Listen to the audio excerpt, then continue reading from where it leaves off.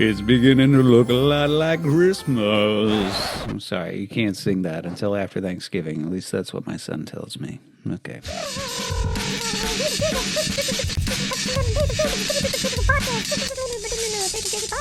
Hey, everybody, welcome back to the Nathan Jacobs Podcast. As always, thank you for tuning in.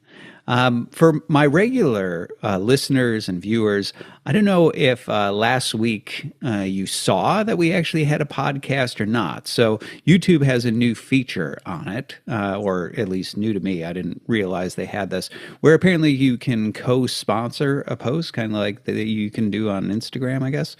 Anyway, last week was our first attempt to actually do that. So with the Apostolic Tradition, I had appeared on their podcast. And so rather than launching a Nathan Jacobs podcast last Thursday, we just co-sponsored that one. I believe on this channel, if you scroll past all the regular posts, you can find it under collaboration. Hopefully it showed up in your feed. Hopefully you didn't think we just sort of flaked and didn't post, but we do have that there. So if you were despairing because you had a whole week without this podcast, well, rest assured there is one that you missed, and hopefully, but my hope is actually that nobody missed it, and it showed up in everybody's feed, and you found it. Prior to that little hiatus that we had with our co-sponsored episode, I had started in on a series about the Seven Ecumenical Councils of the early Christian church. And originally, I know you're shocked, it was supposed to be one episode, and it's turned into two. And I'm going to be honest, even though I went in to this episode confident, definitely two episodes, as I started to run through the Rolodex of the different things in my mind that I wanted to touch on, it might go to three. So we'll find out. No idea where the poly markets are at, but we shall see whether this one episode turns into just two or three. So we will see here as it unfolds.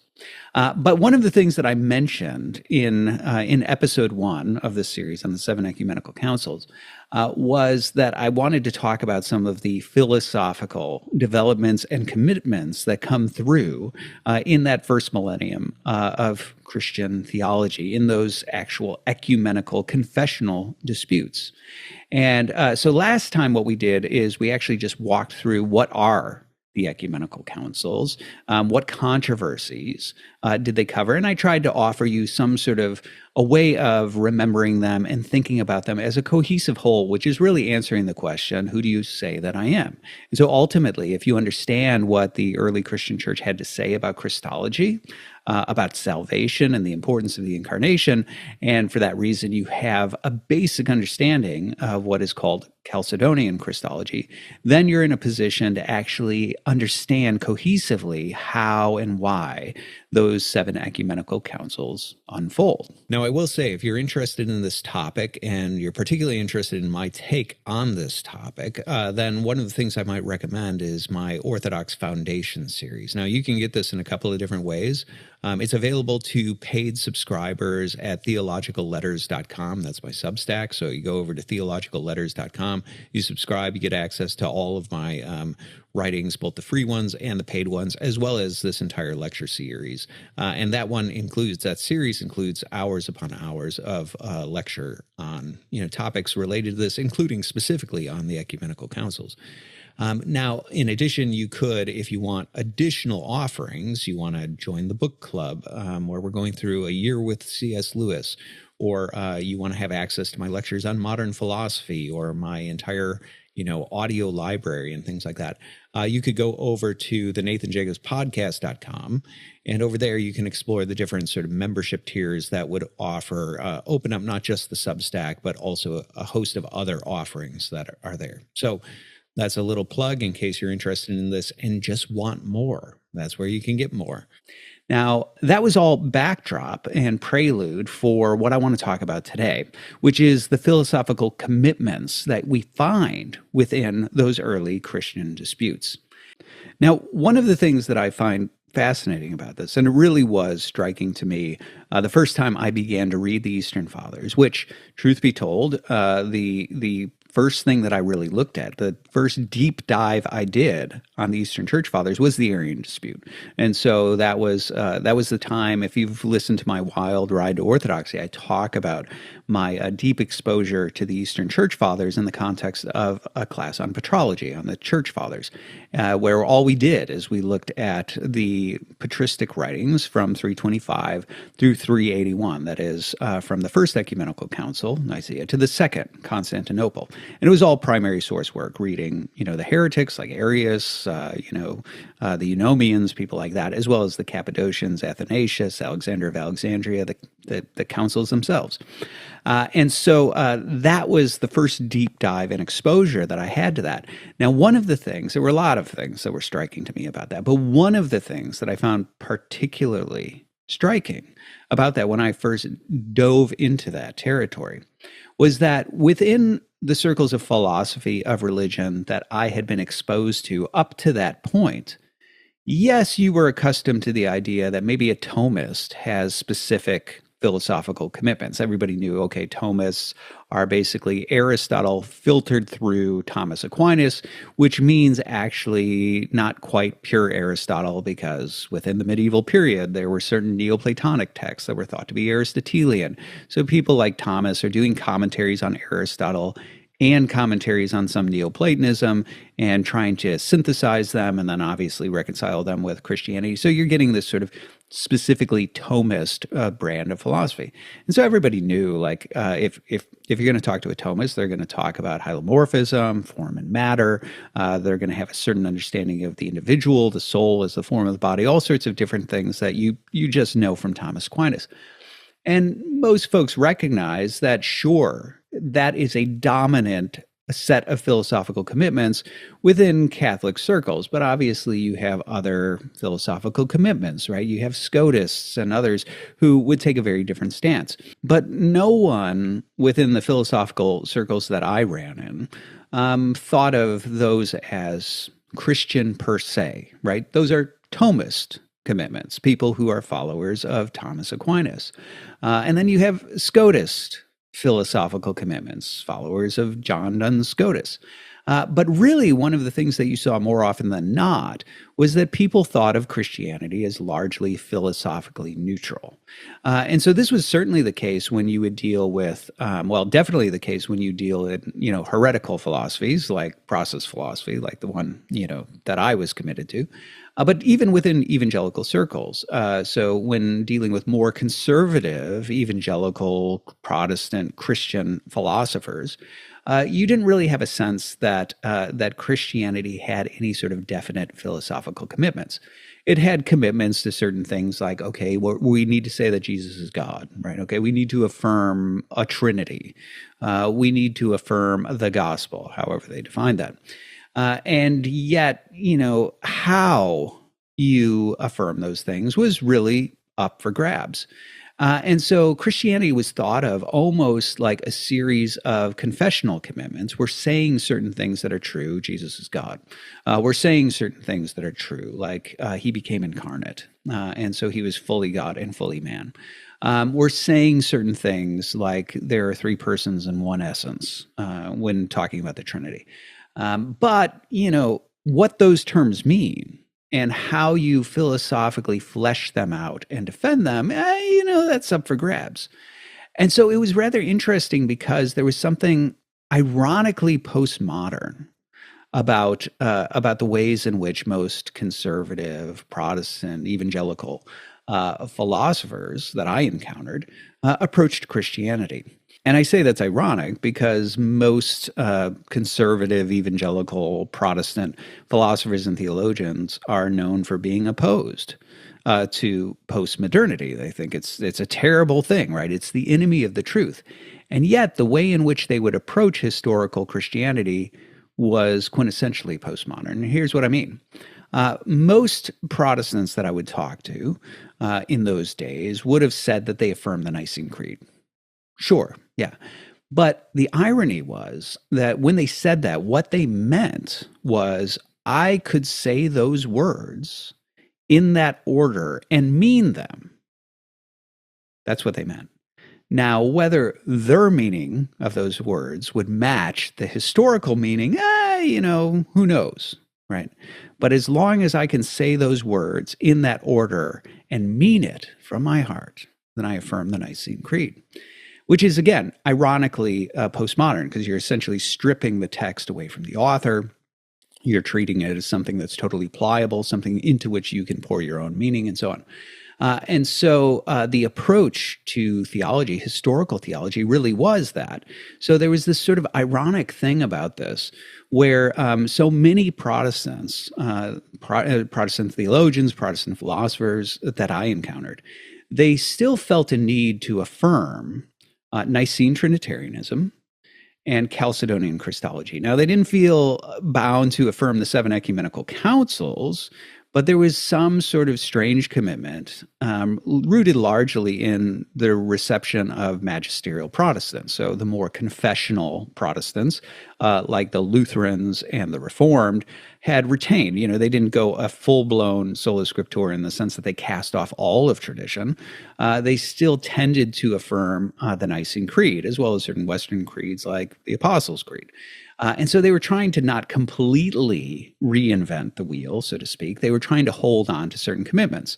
Now, of course, they were holding on to those, saying, well, we're holding on to those because we believe under the scrutiny of Scripture, those have proved to be sound. And so Scripture is still the authority, of course, but we do want to say that the Nicene Creed is still right. It is biblical, right? It's a biblical affirmation. And so that was still there in a lot of the more magisterial brands of Protestantism, as contrasted with the more radical Reformation, which really cast off everything. Everything's totally up for grabs. And so even in these Protestant evangelical circles, where there is no commitment to the idea that the Seven Ecumenical Councils are in any way sort of infallible, or that they are in any way sort of authoritative or something like that, there was still this felt need to not completely disconnect from historical Christianity. And for that reason, there was a tendency to have these sort of two anchor points within history: Nicene Trinitarianism, Chalcedonian Christology. But it was always very superficial, right? It was superficial in the sense that, well, we know that there's some sort of formulation of like a 3 and a 1, and we know that's typically translated as 3 persons, 1 essence.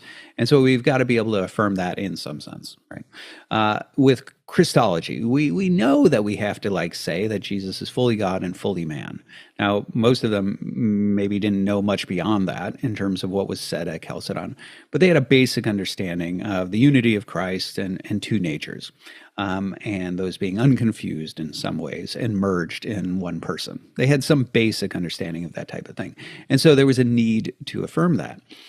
But underneath that, there was still this sense that says, we need to affirm the superficial, sort of structure that's there, but the foundations underneath it can be whatever you want. Move the house around any number of foundations. As long as it holds, it's fine. And so you saw a lot of philosophical innovation. Some of these would be totally new philosophies that people are just sort of coming up with, on the fly. Some of them would be historical preference. I like Thomas Aquinas, so I'm going to try to do something like that. And some would be somewhere in between, right, where they have some sort of tether maybe to a historical, say, body-soul dualism. And there's certain philosophical characters that they like, but they're trying to see if we can make this work with the commitments that we have. And so the approach to philosophy tended to be that Christianity is a series of surface-level commitments, a series of doctrinal commitments that have to do with events of history, which have to do with a basic understanding of what's being affirmed theologically about God or the incarnation or the gospel as far as they understand it. But the underpinning, right, the philosophical foundations and metaphysics that sit beneath it, totally up for grabs. Do with that whatever you want, because it doesn't matter. Christianity is not a philosophy. And so that was what I was exposed to in philosophy of religion circles. Nobody seemed to go around suggesting that Christianity was philosophically committed.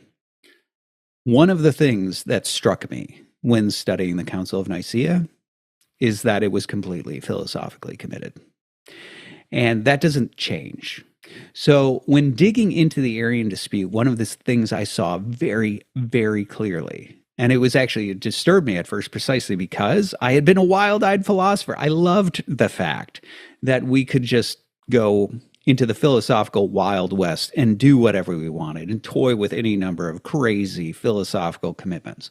I loved that. That's what I did.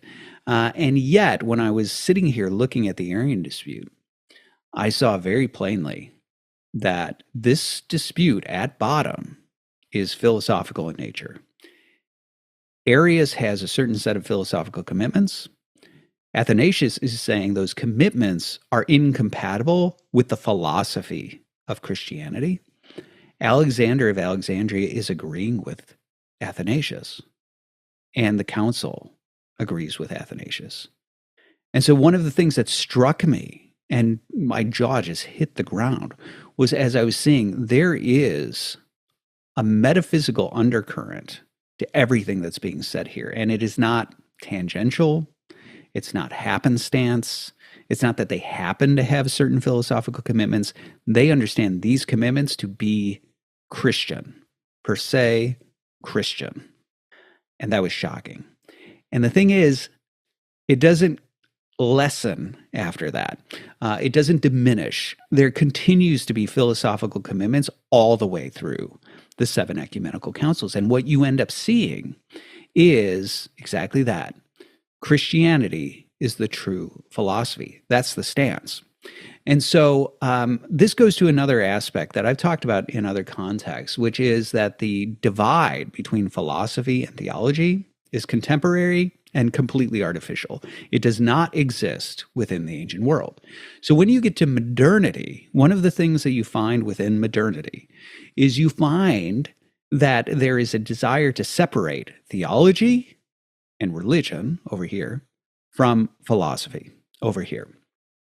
And those become two different faculties. And faculties in this context, it's not like intellect, will, cognitive faculties. It is faculties like, university, right? The departments. And so for somebody like Kant, when you're talking about theology, when you're talking about religion proper, what you're talking about is a bunch of people who sit around and they read dead languages and they look at ancient texts that, according to that religion, originate from God. That's what religion is. And then when you're talking about philosophy, philosophy is the one that's dealing in reason, and specifically pure reason, things that are not derived from revelation. Now, again, that sort of divide is something that historically speaking is not really true. When you look at the ancient world, if you try to press that and you say, well, religion deals in revelatory texts and philosophy deals in these other matters like anthropology and, and metaphysics and ethics and things like that, that divide simply does not hold. So if, for example, you look at how Plato and Socrates defined philosophy, I believe how he puts it is Socrates says, wise you may not call them, referring to philosophers, for that name belongs to one, referring to God. Rather, they are lovers of wisdom. In other words, the way Socrates defines a philosopher is one who loves God, which means an atheist can't be a philosopher, according to Socrates. If you look at Aristotle and his book one of Metaphysics, when he goes through and he begins to define what metaphysics is, he begins to talk about knowing the nature of things. And according to Aristotle, to know the nature of things is to know their causes. Now here, Aristotle has in mind his four causes: formal cause, what it is; material cause, of what it's made; efficient cause, how it comes to be; and final cause, why or for what purpose it exists. And if you're familiar with Aristotle, then you know that Aristotle also has a first cause, an unmoved mover, or God. And so once Aristotle traces the order of causes down to the first cause, he comes to the conclusion that metaphysics is theology. That's how he defines it. So Aristotle plainly does not have that divide. The other problem, of course, is the supposed divide between reason on the one hand and revelation on the other. This is a divide from both sides. So if we look at the pagan philosophers and we say, okay, so are all the pagan philosophers just looking out into the world and they believe in God, right? Some sort of God. But, they're not dealing in revelatory texts. Again, doesn't really hold, because somebody like Plato actually does believe in the gods, right? He doesn't think that, even though he does have a demiurge, right, one who crafts the world, the supreme deity, who seems to be associated with the good, he believes in other gods. And because he believes in other gods, you'll find Socrates talking about things like, we should go and offer sacrifice in gratitude for this grand revelation, right? Something like that. Or he'll even talk about recollection, right, being a gift from the gods. And so the idea that somehow the gods were disconnected from Plato or Socrates' philosophy is not true. If you consider the Stoics, it becomes even more problematic, because the Stoics believed in things like signs. So they actually did believe that God will clue you in to certain things that he wants you to do. So they believed in signs, they believed in oracles. And so those are, drumroll, revelation, meaning God revealing things to you. So the entire idea that somehow all of the pagans are just dealing in pure reason and there is no room for any sort of revelation from God or the gods is simply not true. Also on the Christian side, if you look at the way in which the early Christians talk about philosophy, one of the things you begin to find is that they believe Christianity is the true philosophy. So somebody like Justin Martyr, well, he was a philosopher. He was a philosopher who admitted he studied all the different pagan schools, and eventually in his encounters with Christianity, he came to the conclusion that Christianity is the true philosophy. He says it explicitly. But also with that, one of the things you see in other fathers is you see the indication that they really do have the same definition of philosophy that Socrates has. So you see, for example, in Chrysostom, in his treatise on the priesthood, where he relays with great delight the way in which he duped his good friend Basil of Caesarea into becoming a bishop. And in that context, he had said that Basil had chosen to live the life of a philosopher. Now, Basil had studied philosophy in Athens, but that's not what Chrysostom's talking about. He's talking about the fact that Basil had chosen to live a monastic life, meaning a life fully devoted to wisdom itself. Also, when we look at Basil of Caesarea and certain things that he has to say about philosophy, it's interesting that when he looks at wisdom literature, he actually divides it into three categories. So when you look at Ecclesiastes, for example, which are talking about these cycles, right? These cycles of life and of years and all of this, Basil interprets that as wisdom about the realm of matter, about the things that change, the realm of becoming, as the philosophers might call it. And then when he looks at something like Proverbs, he sees wisdom laying out the forms, so the structure and the nature of things that give order to matter. And then Song of Solomon he sees as allegorical for the participation and the partaking of Christ, the union between Christ and his church. So when Basil looks at that, he sees the structure of philosophy. And what's interesting is when he talks about the way Paul will talk about, right, the wisdom of this world through which men didn't know God. What's interesting is that a lot of people will read St. Paul as a slight, offering some sort of slight on philosophy. See, philosophy is all false. It's all just the invention and fabrication of men, which is full of nonsense. Not how Basil reads it. Basil understands the wisdom of this world to refer to the wisdom of this world, meaning wisdom about the world. That's how he interprets things like Proverbs and Ecclesiastes, that the philosophers rightly understand that we are in a world of flux and cycles. They rightly understand that underneath all that is the structure of forms, which derives from a divine mind. They rightly discern that we are in a world ordered according to providence. But despite discerning those things, true things about the world, according to Basil, they still didn't come to actually know God in the way that the Christian is supposed to know God. And you could dig around and listen to, for example, Misunderstanding Mystery. I did an episode on that where I talk about this sort of thing. But all of that's to say is that Basil, of course, looks at this and he believes that Christianity is the true philosophy, not because it's 100% at odds with the pagans. He thinks there's certainly overlap and truth in the pagan philosophers. The reason Christianity is the true philosophy is because it's complete. It actually does offer you a way of knowing God as opposed to just knowing about God, which unfortunately is as far as the pagans went. And yet this has always been the disposition of the early Christian church toward pagan philosophy. It was not that pagan philosophy was false, it's that it was incomplete. And it didn't offer you a way of actually knowing and communing with God and finding life, which is what the goal of Christianity is. And actually, you can see this at Vatopedi Monastery on Mount Athos. What's interesting is that as you enter into the gate, there is a canopy. And as you walk underneath it, what you see is a series of icons. And what those icons are the pagan philosophers, each holding scrolls having to do with different statements that they said, true things about God, about the logos and things like that. Now, none of them have halos, but they are there specifically recognizing them as a prelude, people who, through their communing with the world and observing the logos, discerned true things and anticipated something that was coming, basically what Tolkien would call the pagan prophets. So that has always been the Christian disposition, in the ancient world at least, toward philosophy.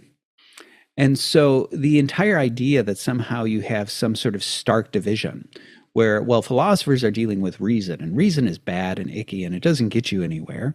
And we deal in revelatory text, so you just get out your Bibles and you read that and you trust that, and you don't use reason. Clearly, you don't use reason when you read the Bible. Heaven forbid. And so we have our revelatory stuff over here that's reliable, and then we have all that philosophical nonsense that has nothing to do with truth or reason or reality. That division that you start to see, which is ironically endorsed in modernity, because you have philosophers who want to marginalize religion and elevate reason. It's also endorsed, ironically, in fundamentalist circles who want to marginalize philosophy, which they see as an enemy, and elevate scripture and divorce those things. But that divorce did not exist within the ancient world. When you look at the ancient world, the pagans saw a complete fluidity between religion and philosophy. They recognized that they are trying to answer the questions about the nature of reality. Who are we? Why are we here? Is the world providentially ordered? If it is, how ought we to live? What is the good life? Answering questions like that, which were the very same questions that religion aimed at answering. And in religious circles, like in Christianity, of course they believed in divine revelation. They believed that the logos that all the pagans were talking about actually became incarnate and dwelt among us and spoke to us. So of course they're going to include those words amongst the things that they think are rational when building their worldview. But the idea that somehow that overturned reason and that meant that there was no rational side to Christianity. We're dealing in religion over here. You guys are dealing in philosophy over here.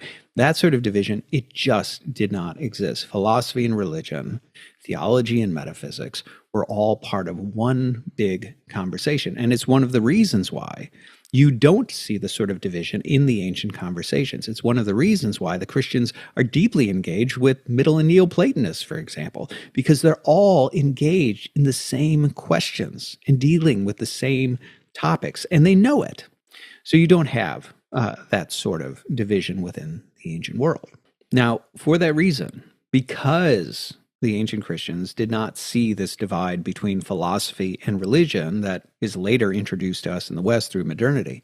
Because they did not see that divide, it shouldn't come as a surprise that they actually see their religion as the true philosophy. It shouldn't be a surprise that they actually have philosophical commitments that they believe are per se Christian. Why? Because their religion is their philosophy. So it is not as if you have the superficial layer of, well, here's our religious commitments, and then underneath you do philosophy. No such division existed for them. Now, this goes to something else that I'd like to just dispel. One of the things that happens within modernity is there is a tendency to introduce this narrative. A narrative in people that you find like G. Lessing, and then it's much more robust in somebody like G.W.F. Hegel. But this entire idea, this philosophy of progress. Okay. So within modernity, what you start to see amongst like Prussian philosophers, German philosophers, you end up seeing this belief that the world is undergoing sort of evolving progress. Things are moving forward. And so for that reason, what you find is that there's a commitment to the idea. It's just prima facie that anything in the past is inferior to things that are now present, because history and reality is progressing. We are moving forward. And so when approaching, for example, the biblical text, they would just take it as given that clearly whatever John, the Apostle John, is saying in the Gospel of John, it cannot be the same thing that Moses is saying in the book of Genesis. Why? Well, because Moses is much further back in history. And so he's not as advanced as what's happening in John. So somebody like G. Lessing will talk about the education of the human race, understanding revelation and all that God is doing, with humanity throughout redemption history is progress. Okay. And so for that reason, this is where you start to get these types of narratives, if you've ever heard these narratives, that say, well, Moses back then was just a polytheist, and, his deity was a tribal deity. And then over time, they moved toward like a henotheism, where maybe they thought that, their deity was maybe the deity of the deities, but they weren't really monotheists, that he was in some ways categorically different from the other gods, just, the one they were devoted to and maybe even believed was superior to the other gods.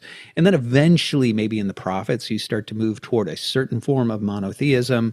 And then by the time you're to the New Testament, now you have a monotheism paired with a messianic hope in the early gospel accounts. And then later in people like St. Paul, you start to get the idea of deification. Maybe you get in John, where Jesus is maybe more than just a man. And so now you're starting to get a binitarianism, right? You actually have two principles, two divine principles. And then later with the church fathers, they're the ones that really introduced Trinitarianism and so on. And that's the sort of narrative you find in people like Lessing and people like Hegel. Now, when they say that, they actually don't mean that as an indictment. So for somebody like Hegel, he's a believer in progress. He thinks he's part of this progress. So when he offers his lectures on the philosophy of religion, he's talking about this as a good thing, the ways in which religion is developing, and he sees his own philosophy of religion as sort of the next phase in this development, in this movement toward progress. But the thing is, what happens in the hands of other people who are critics of Christianity, people who are cynical, people who don't have Hegel's belief in progress, maybe they're atheists, for example, they'll end up advocating the same narrative. The difference is they use this as a way of trying to undercut Christianity and say, see, it is not from God, it's not divine revelation, it's just a mutilated text, to cite Spinoza. It's just a mutilated series of texts that have been cobbled together over time and treated like it is, inspired by God, but it's obviously not. And so what's interesting is a lot of evangelicals who have heard this narrative, for example, and really want to believe in the infallibility of Scripture, tend to bristle at it and try to attack it and things like that, because it's so sort of woven into biblical studies at this point, thanks to the Tübingen school, which grew out of all of this philosophy. It's so woven into biblical studies that they really want to sort of attack it because they see it as undermining their commitment to their belief in Scripture. But the irony is, it was not actually introduced by people like Hegel was a theist. He was not somebody who, well, he was a pantheist, but he was not somebody who opposed Christianity. He actually saw it as, he is in this wave of progress. Now, the reason that's important is because that narrative of progress is actually part of how you start to get the narrative that's advocated by church historians like Adolf von Harnack later, where Christianity is originally a Jewish religion that doesn't have philosophical commitments. And then what happens is a bunch of Greeks convert. And then when the Greeks convert, they bring their philosophy to it. And then what you get is like early Christianity is some sort of a merger of like their pagan philosophy and their Platonism, synthesized somehow with this Jewish religion and its Jewish text that doesn't have any of that stuff within it. Now, I bring that up because I think that's complete rubbish. Obviously, the entire narrative it just sort of presupposes progress along those lines. It rarely actually demonstrates those sorts of commitments. It's an artifact. It's an artifact of that underlying, German philosophy of progress, which obviously has died out, and I don't know how many people really actually believe in progress anymore.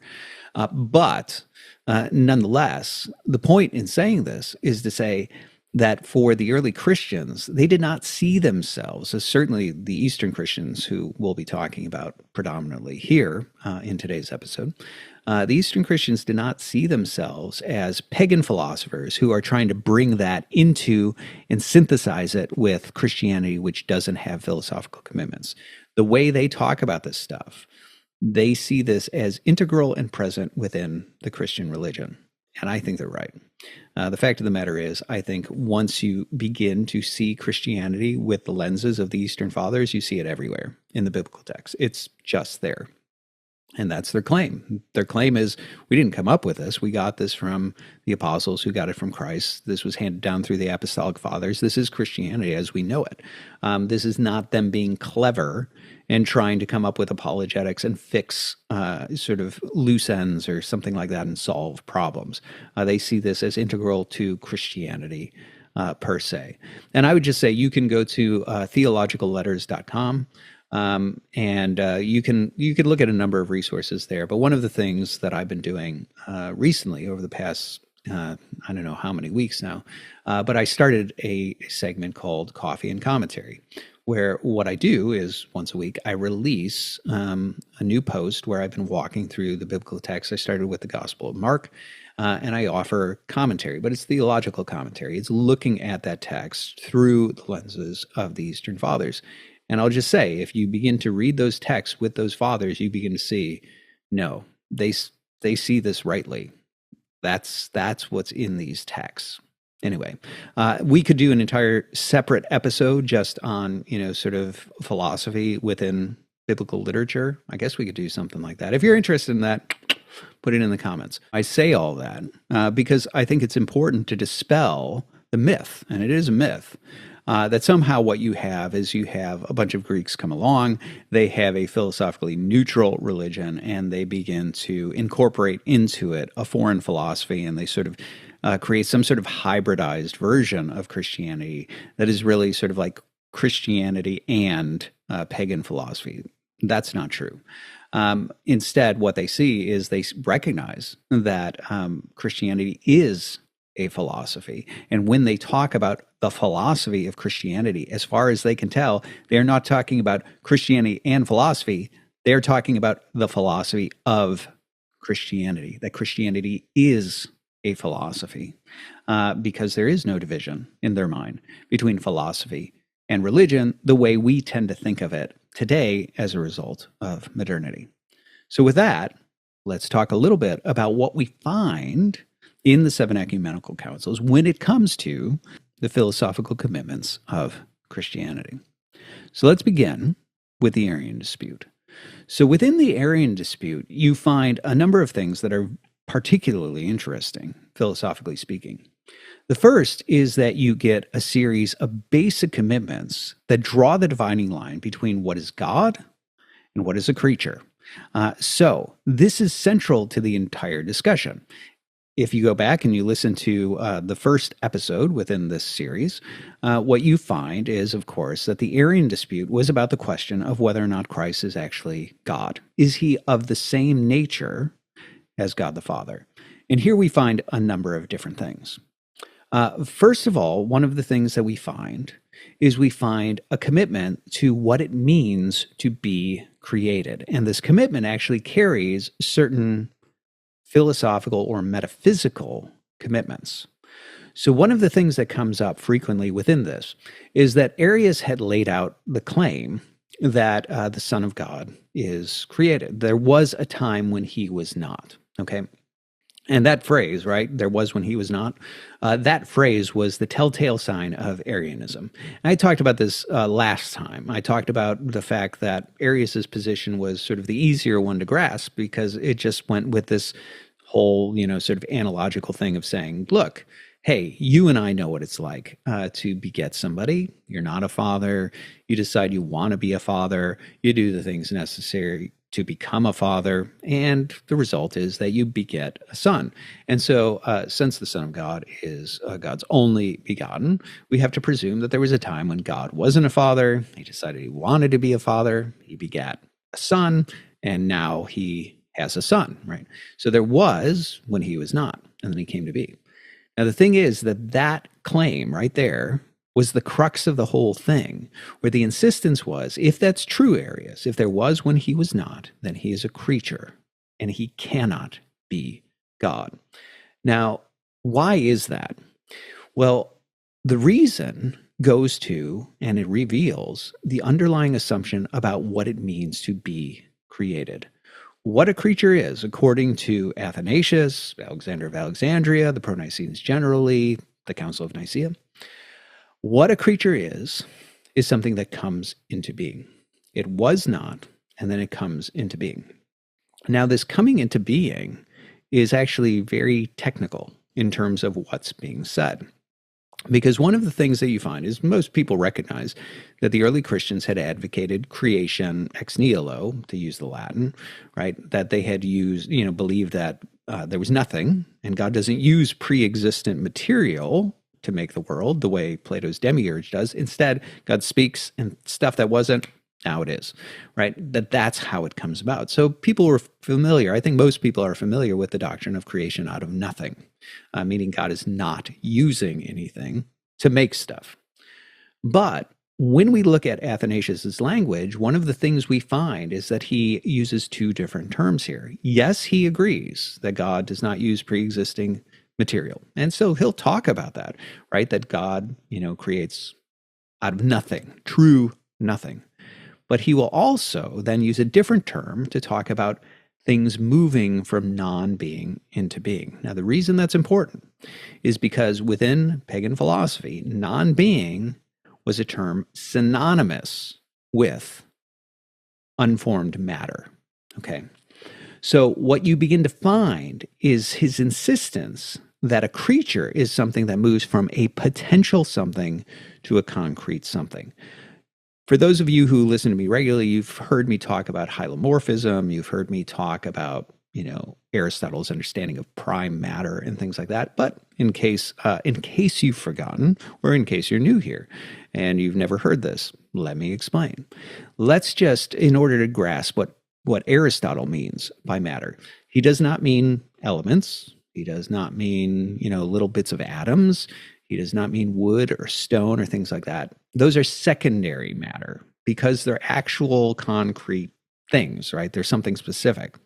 Prime matter is something that is more primordial than that. And prime matter, Aristotle understands to be pure potential, meaning it is nothing more than the potential to be something. And so if we were to think of this like imaginatively, let's just imagine that I've got here a shapeless bit of fabric. And I could say, see, it doesn't have any definite shape. It's potentially spherical. It's potentially cubical. It's potentially the shape of a man, right? And that potentiality, what happens is if I drape it, right, I drape it around a ball, all of a sudden that potential for sphericality becomes concretely real, okay? If I drape it around a box, all of a sudden the potential for cubicality becomes concretely real. If I drape it around a human being and I pull it really tight, that potential to take on the shape of a man, it becomes concretely real. And that informs two things for us. Thinking in that way, we can say what primary matter is. Prime matter is just the potential to be a thing. It is not a definite thing in itself. It is a substratum of potentiality, the possibility of being a dog or a cat, an angel, a box, a tree, whatever it is, right? That pure potentiality, that's what prime matter is. And then what Aristotle believes is he believes that what happens is that the forms, right, these generic properties like sphericality, like cubicality, like human nature, those become concretely real when they manifest within matter. So just like in my analogy, we wrap the fabric around a ball, and now what we have is we have the concrete reality of sphericality, that property taking up residence within the fabric. And this is how we could think of basically the distinction between form, structure, common properties, things like that, and matter. If we think of the ball as the form and we think of the fabric as the matter, we can see that sphericality does not come from the fabric per se. It's not native to the fabric. Rather, it comes from the ball. And so when wrapped around the ball, what happens is the property of sphericality, which belongs to the ball, actually is now taken up residence within the fabric.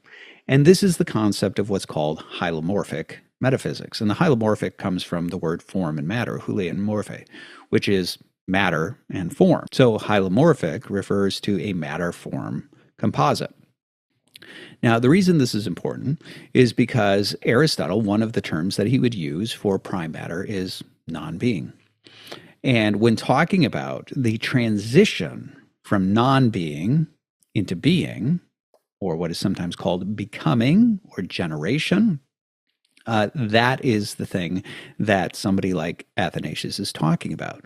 So when Athanasius talks about that if the Son of God was not and came into being, he moves from non-being into being, what Athanasius is talking about is he's talking about that transition, a transition that Aristotle talks about in his Physics, where a potential being moves into concrete reality. That transition where the substratum of matter, the underlying non-being or potential, takes on the concrete properties of, well, whatever is moving into being, a cat, a dog, or in this case, this godlike being that Arius wants to call the Son of God. And so Athanasius suggests that if Arius is correct that there was a time when the Son of God was not, then what that means is that he was a possibility. He was a potential being. And what that means is that God creates matter and informs matter and brings that possibility into concrete reality. Now, this also explains a host of other things that when I first read the Arian dispute, I was mystified by. I was like, why are they saying this? How does this follow? Because Athanasius just levels charge after charge after charge about entailments of Arius's position.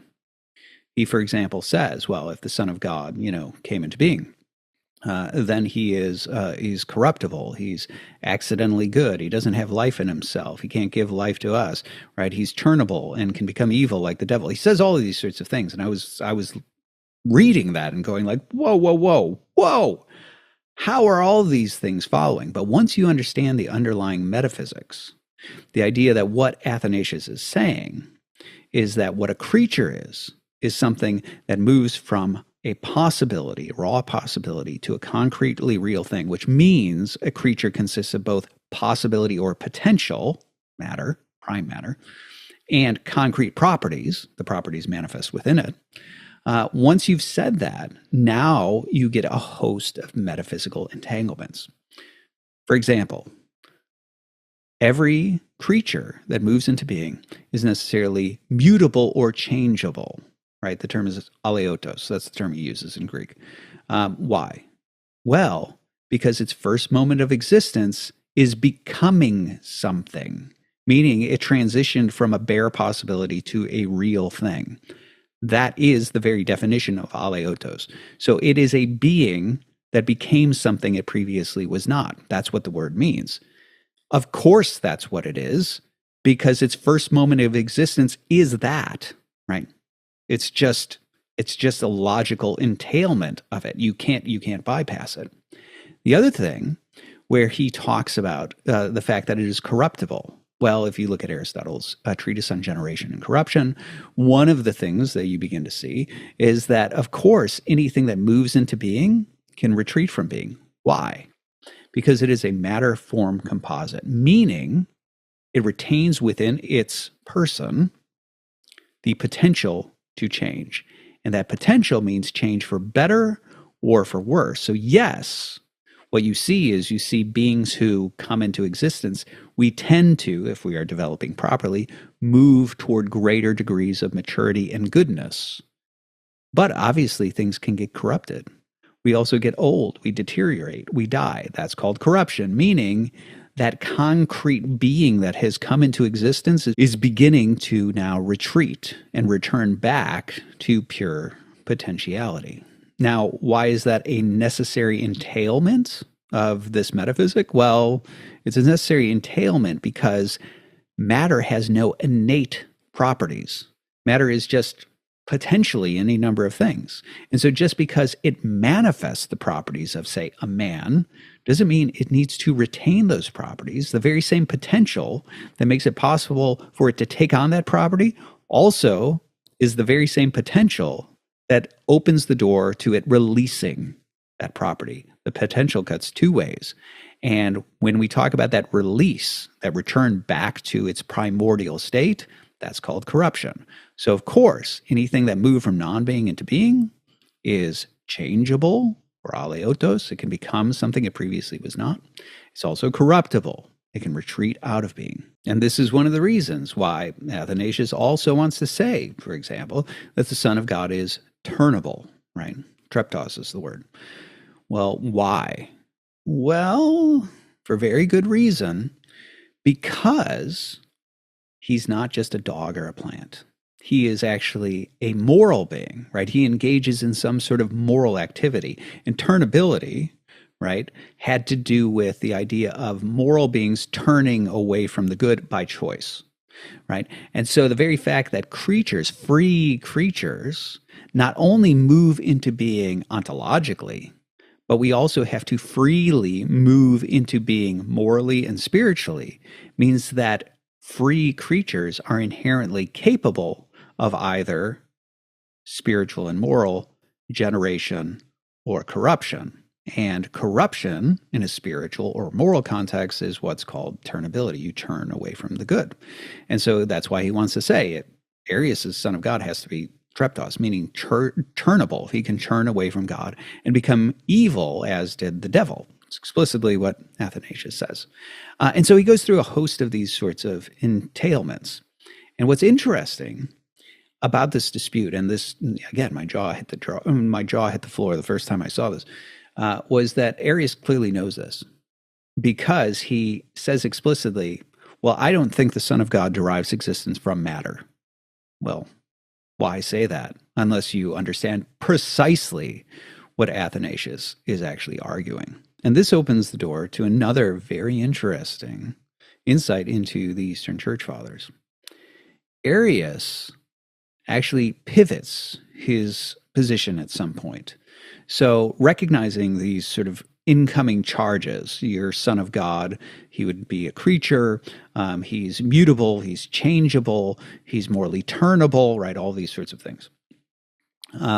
Arius says, well, okay, I think he's created, but I think God creates him immutable, right? Now, what's interesting is even though Arius tries to bypass that charge by saying God creates him immutable, the response is that that's impossible. And this tells you something very important about the Eastern Fathers and this entire dispute, which is that they are metaphysical realists. So those of you who listen to me regularly have heard me talk ad nauseum about the distinction between realism and nominalism. But for those who may not be familiar or need a refresher, realism concerns the question of whether or not when we look out into the world and we identify certain structures and patterns, we're identifying something real. So you and I and everybody else, we by default, we immediately begin to think and see the world through this lens of genera and species and common properties. Mommy, what is that? Oh, that's a dog, right? We begin to think in these sort of general groups. And part of the question, the very question of realism, is the question of when we look out and we see genera, animal, we see species, dog, we see common properties, quadruped, things like that. Are we doing this? Is the mind doing this because that's how the world actually is? When the mind looks out there, it's actually identifying very real structures to the world. If you say that, you're a realist.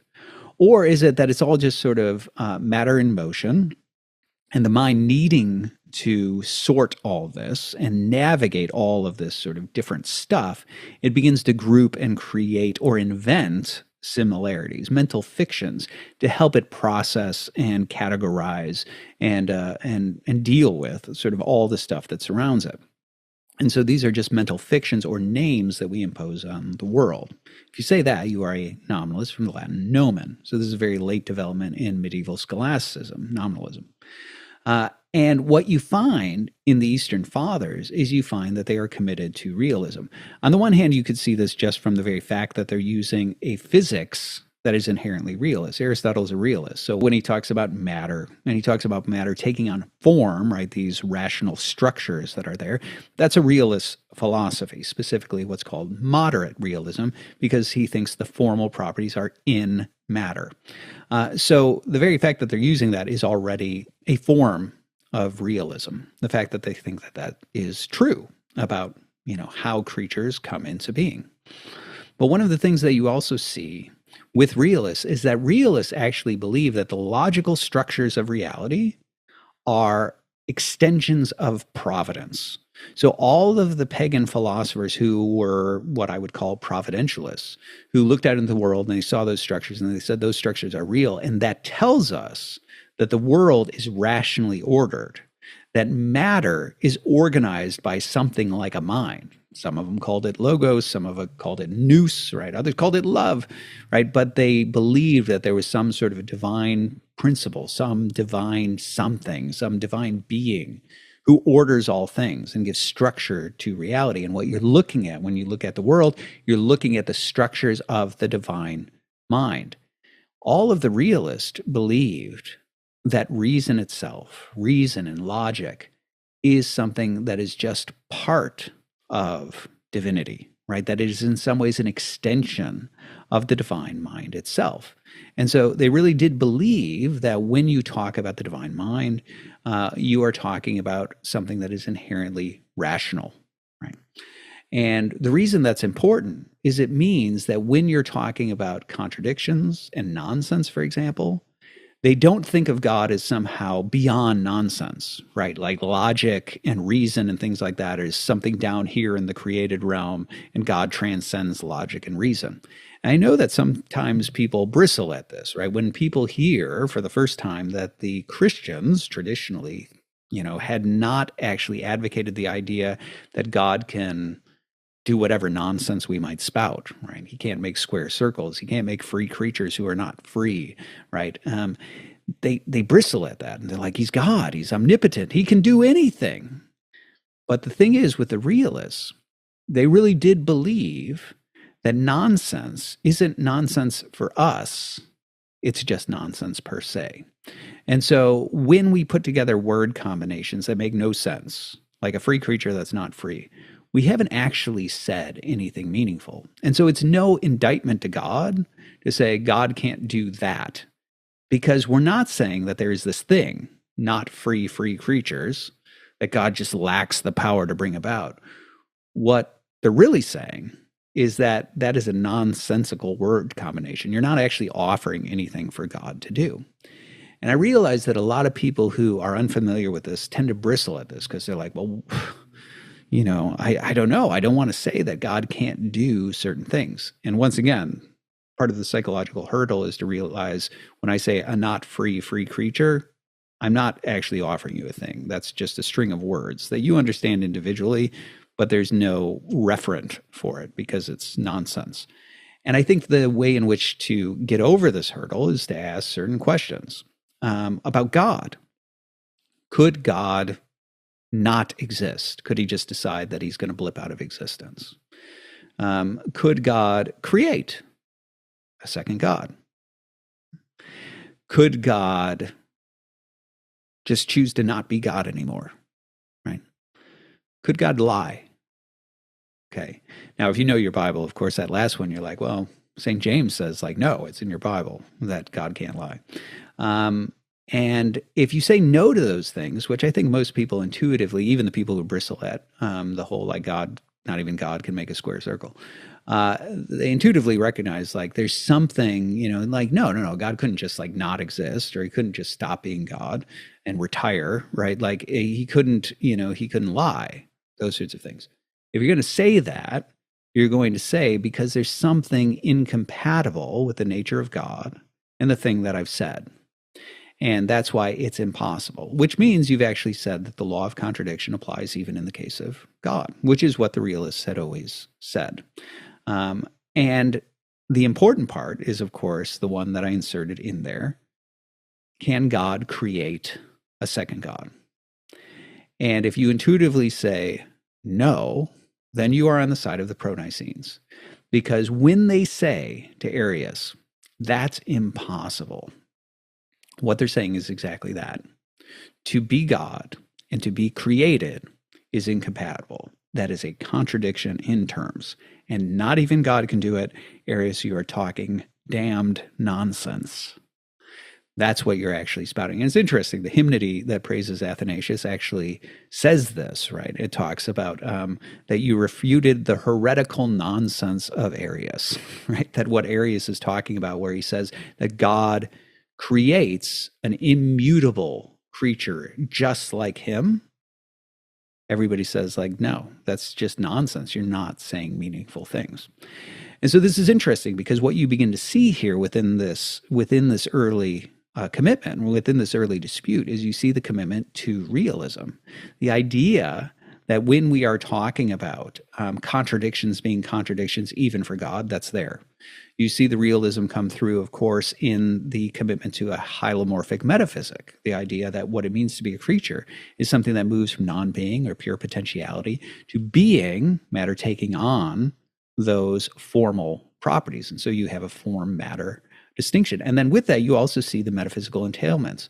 And it's interesting because I didn't go through all of them. I have articles that you could go and Google and dig up, like on the metaphysics of God and creatures is an article that I did, the metaphysical idealism of the Eastern Church Fathers. I think I probably talk about some of that in there. And I also, in the begotten not made distinction, there's an article I did for religious studies a while back that talks about that sort of thing. But the point here is that what you begin to see very clear metaphysical commitments, first of all, to realism, to the idea that when we are talking about the structures of reality, these are extensions of the divine mind, and contradictions are contradictions even for God. So not even God can create a second God. That's one of the things that you see right out of the gate. One of the other things that you see is a clear commitment on what differentiates God and creatures. God does not come into being. That's one of the central traits of divinity, that what he is what he always has been and what he always will be, and he does not come into being. Whereas a creature is a possible being that moves from non-being into being. And then with that, what you also see is the underlying metaphysics, the idea that what it means to move from non-being into being is that the substratum of potentiality, prime matter, takes on properties as those become concretely real. And then what you see also with that is a host of other commitments. So it's rather interesting. For example, you might recognize immediately one of the entailments that I haven't mentioned, which is that all creatures are material. And you might ask, so are all creatures material then? And the answer is yes. According to the Eastern Fathers, the answer is yes.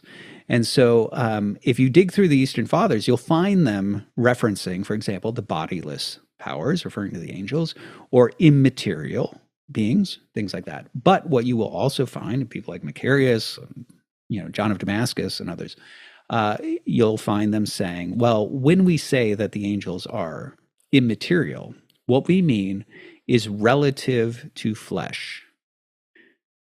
In comparison with God, all things are gross or thick, right, and material. And so they recognize that every creature moving into being has to be a form matter composite. And so you find that. They do believe that every creature is material. They believe that every creature is of metaphysical necessity, mutable or changeable. It can become something it previously was not. That every moral being is of necessity turnable, meaning it has to choose to move toward the good and embrace the good, but it also can turn away from the good and become corrupt. And there's a host of other things having to do with finitude and complexity and things like that that you could look at my other articles on. But it's rather intriguing that you actually have those very clear metaphysical commitments about the nature of creation itself and the metaphysics of creatures. Now, just as an aside here, you might, if you are somebody who's more, let's say, biblically oriented, you're not accustomed to thinking in philosophical terms, you might say, well, where is this in Scripture, Dr. Jacobs? And the answer is it's in St. Paul and it's in the book of Genesis. So if you look at St. Paul, one of the things you see is that he refers to God as him who calls, the non-being as being. And so he actually uses that, and that phrase actually comes out of Philo. And specifically Philo when he's talking about Genesis, which is not the only time that Paul refers to Philonic or Alexandrian. We don't know necessarily if it's explicitly pulled from Philo or a broader Alexandrian tradition. That's what happens when the Alexandrian library burns down. But even in 1 Corinthians, where he's talking about heaven man and earth man, these are references to basically the Philonic, interpretation of Genesis, that Alexandrian interpretation of Genesis. So one of the things that you see there is you see Paul utilizing that same language about non-being within his own writings and also within Genesis. One of the things that you see is that some of the early Christian commitments to things like the divine ideas, which this typically was the ways in which Christians ended up going, both East and West, truthfully, being that God, yes, on the one hand, you have matter, which takes on formal properties, but it's taking on formal properties that are envisioned, or the archetypes for those properties are in the divine mind itself. And they say that in Genesis. And so when you look at Genesis, God says, let there be. And part of the question, the natural question, was what in earth is he referring to when he says beasts of the fields or something like that? And there are no beasts of the fields. Well, the answer is plainly whatever idea is in his mind. Now, you might say, well, I don't know. Is that really in the text? And the answer is yes. So now that we have access to the ancient Near East and the background texts of, things like Genesis, one of the things that we can see is that Genesis is an inherently polemical text. And that inherently polemical text is referencing and alluding to all sorts of other creation stories and basically saying, you've heard it said, but I say to you, right? That sort of thing. And it's correcting the mythologies that the Hebrews would have been familiar with. Well, one of those that it doesn't correct, but it affirms, is the Memphite creation myth. And within the Memphite creation myth, one of the things that you see is that there is a character who says, let there be, right? And what it is that the creator God, Ptah, right, ends up thinking of archetypal ideas, and then he speaks them, declares that they should be, and Atum, the creator God, looks at the archetype and he crafts matter to match that archetype. So you're seeing something like that happen in Genesis, including the very fact that, which is oftentimes lost in the English translations, the fact that some of these times when God is offering an imperative, right, let there be this, let there be that, he's offering an imperative. And typically, like the earth obeys and brings forth something. But every now and then, who obeys? God. God speaks and God obeys and brings about the thing that is spoken. And here, of course, you see the Trinity in full effect. So all that's to say is that when you look at these Eastern fathers, they don't see themselves as talking about something that is some sort of pagan sort of addition. Rather, they see this as already integral to the existing Christian philosophy that's there. Okay, so these are some of the initial philosophical commitments we find within the First Ecumenical Council. The very fact that there is a commitment to realism and the idea that the structures of reality, contradictions are contradictions even for God, that Arius is talking nonsense that not even God can produce. You find that right away. You find within this the commitment to the form-matter distinction. You find the commitment to the idea that what a creature is something that moves from non-being into being, a specific concept of becoming. You find with that all of the commitments about the entailments of that, such as that a creature is material, that a creature is inherently mutable, that moral free beings are necessarily churnable, that they can churn away from the good, and things like that. And as I said, there are other commitments in there. But you begin to find these basic metaphysical commitments about the distinctions between God and creatures. In addition to this, you start to find other commitments. And this is where I want to begin to bring into the conversation now Constantinople, because there's a certain fluidity between the commitments of Nicaea and Constantinople. Obviously, they're both dealing with Arians, right? The Arians and then the semi-Arians and the Eunomians and all these sorts of folks who are sort of playing in those same sort of waters. But one of the things that I want to actually talk about is the ways in which this discussion about God and creatures folds into the discussion about the Trinity and how that ends up bringing up additional philosophical commitments. Now, before I do that, though, I do want to say one more thing. I anticipate that some people might be, of the mind to say, well, you've been saying that Athanasius is saying this, right? But you're claiming that this is just Christian per se, right? Is this just Athanasian philosophy or is this Christian philosophy? And the answer is no, it's all of the pro-Nicenes. So the very same objections that you find in Athanasius end up echoing in other pro-Nicenes like Alexander of Alexandria. And then with that, what you end up seeing is the very anathemas themselves within the Council of Nicaea end up echoing those same critiques. So the idea that somehow this was uniquely Athanasian or something like that, like it's an idiosyncratic philosophy, absolutely not true. It goes all the way through the Council. And this is one of the reasons why I say that this is actually dogmatically Christian, that this is part of Christianity per se. So to the extent that you look at, the Council of Nicaea and the Nicene Creed, and you look at it not in a postmodern way where it's just a series of words that, I could say and mean that if I redefine them in these ways, but you actually see that as in some ways authoritative, some sort of marker that is there within history declaring what is Christian, right? And saying that this is the faith of the apostles, which is what the council is saying. If you actually say that, then you are committed to a certain philosophy, namely the Christian philosophy.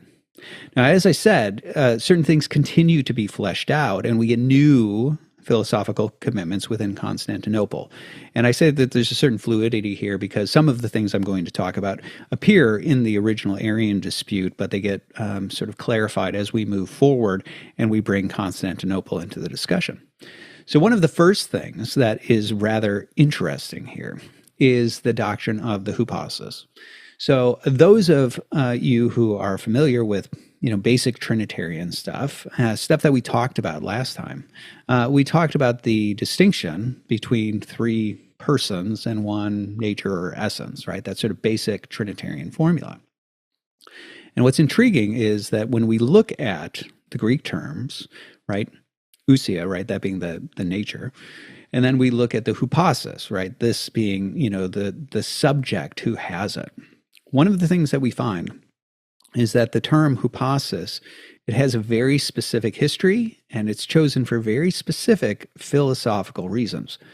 So one of the first places where we get hypostasis defined in the way that would be utilized in Constantinople. It exists before that, as I talked about I believe I talked about this in the first episode. It exists before that. It's used before that. But the way it ends up being utilized within the Trinitarian discussion is something that is more precise, and that precision is actually fleshed out for us in Basil of Caesarea's Epistle 38. Reinhold Hübner has made the case that it's actually written by Gregory. I take issue with certain things in Hübner's case, and so, but it doesn't really matter. In my mind, Basil of Caesarea and Gregory of Nyssa have the same understanding of the hypostasis, and so who wrote it, Basil or Gregory, doesn't really matter to me. The point is actually the content of the letter, which most scholars recognize as this being one of the first places where the doctrine of the hypostasis is laid out with some amount of precision and clarity as it would be used by, the Trinitarians at Constantinople. So what is that precision? Well, one of the things that you find within that is another echo of the moderate realism that I talked about in Nicaea. So, just to define the term moderate realism, the term is sometimes utilized in order to differentiate the type of realism you get in somebody like Plato from the type of realism you get in somebody like Aristotle. So if you've ever seen Raphael's School of Athens, at the center of that painting, what you end up finding is you find two guys, Plato and Aristotle. And Plato is pointing up, and Aristotle has his hand extended out. And why does Raphael paint them that way? Well, the answer is quite simply that Plato is pointing to the forms and Aristotle is gesturing to the forms. And this gets to the distinction between what is sometimes called extreme realism versus moderate realism. So as I mentioned, within the context of realism and talking about when we say that the structure is out there, right, genera, species, common properties, these sorts of things, when we say that those are real, right, you are a realist. But the question is still real in what sense? Right? Where are they? What are they? Those sorts of questions. And that's where you get into various models of realism, many of which were formulated in the ancient world. And for Plato, he actually thinks that the archetypes, that our world is a copy of archetypes. And he actually thinks the forms exist in some concrete way as a second world, or at least that's how he is traditionally read. And so that's why Plato is pointing up in Raphael's painting, right? He is pointing to the forms, right? That second world that our moving material world is a copy of.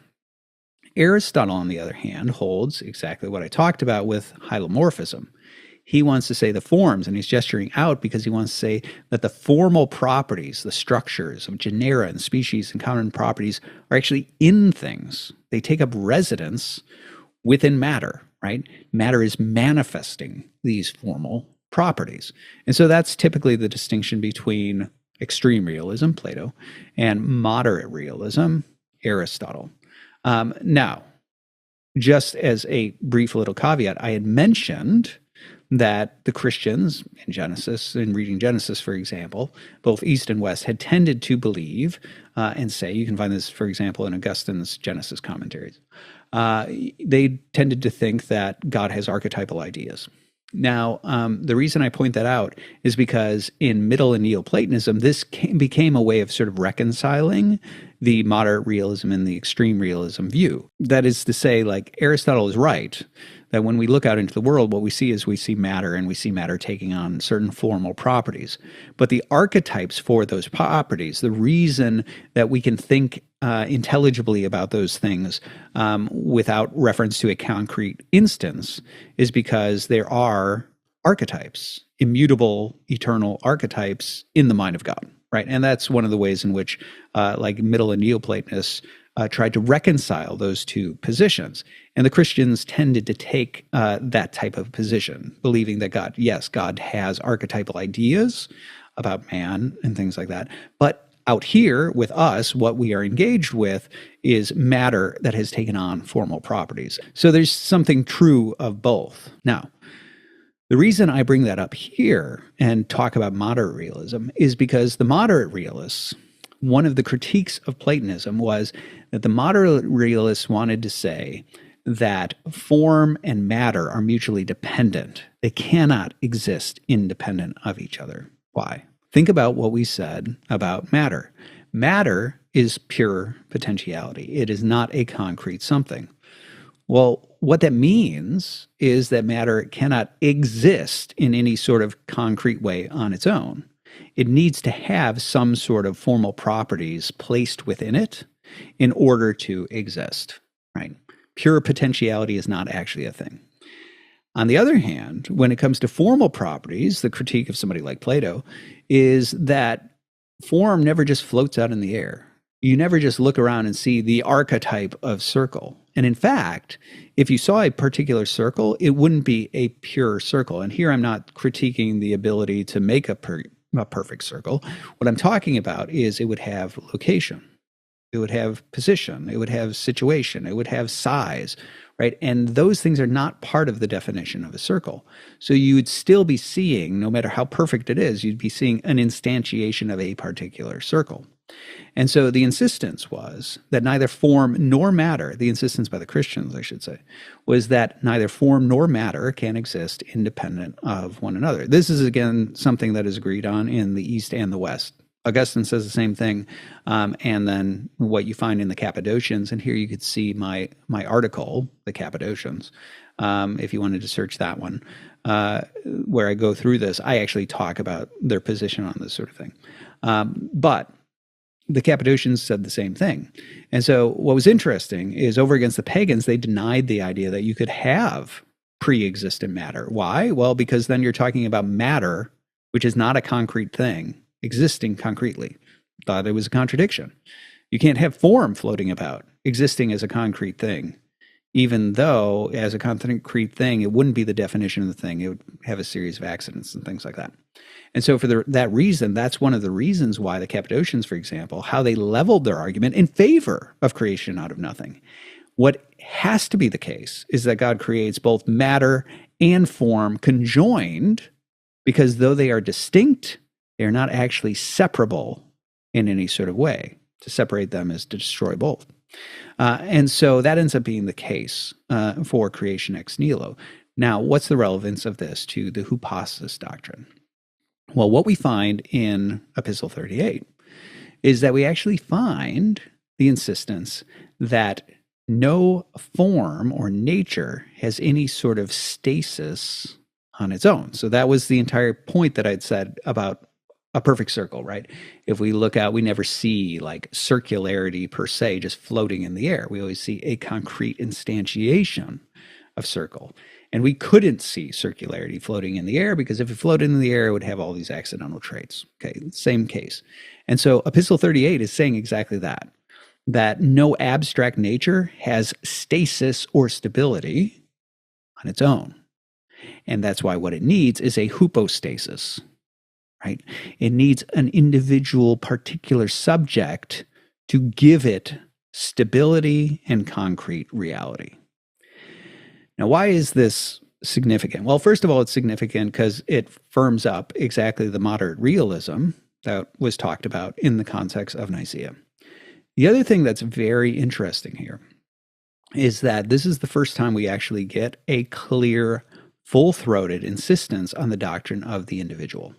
Okay, so if we look at pagan philosophy, one of the things that you find over and over again is that there is not much thought given to what constitutes an individual. So there's a lot of talk about generics. There's a lot of talk about realism, about genera and species and common properties and where do these exist and things like that, and extreme realism, moderate realism, all that sort of stuff. But when it comes to the individual, that is this sort of conundrum that sits there that doesn't really get nearly as much focus. And I talk about this in my article on the metaphysical idealism of the Eastern Church Fathers. But what you see if you look at them, like somebody like Aristotle, he defines the individual purely negatively. He's like, well, I guess the individual is where you run out of predicates, like generic categories. Like that's all he's got in terms of offering you that. The Stoics, they toy with the idea like maybe you have an idiosyncratic property that makes you, like Plato's stub nose or something like that, right? Like you've got that speculative, claim there. You have some people who toy with cluster theories where it's like, well, maybe this idiosyncratic cluster of properties is what makes the individual the individual. But you really don't have a clear rudder for navigating the question of what the individual is. Is the individual just a transient phenomenon, coming out of a specific cluster of properties? Is there some sort of idiosyncratic property or something like that? You have various theories, but you don't really have anybody digging in on that. But what's interesting is that the Trinitarian discussion requires an answer to that question. Why? Because in the Trinity, what you're talking about is a common nature with three subjects who have it. And what that tells you is a couple of things. It takes from the table a host of possibilities. It can't be a cluster property theory one of the theories that emerges in the medievals, where maybe it's the particular lump of matter, right? Well, that's off the table because there's no matter involved when you're talking about the Trinity. And then, maybe you can talk about an idiosyncratic trait. And John of Damascus does believe that each person has an idiosyncratic trait. The idiosyncratic trait of the Son is that he's begotten of the Father, for example.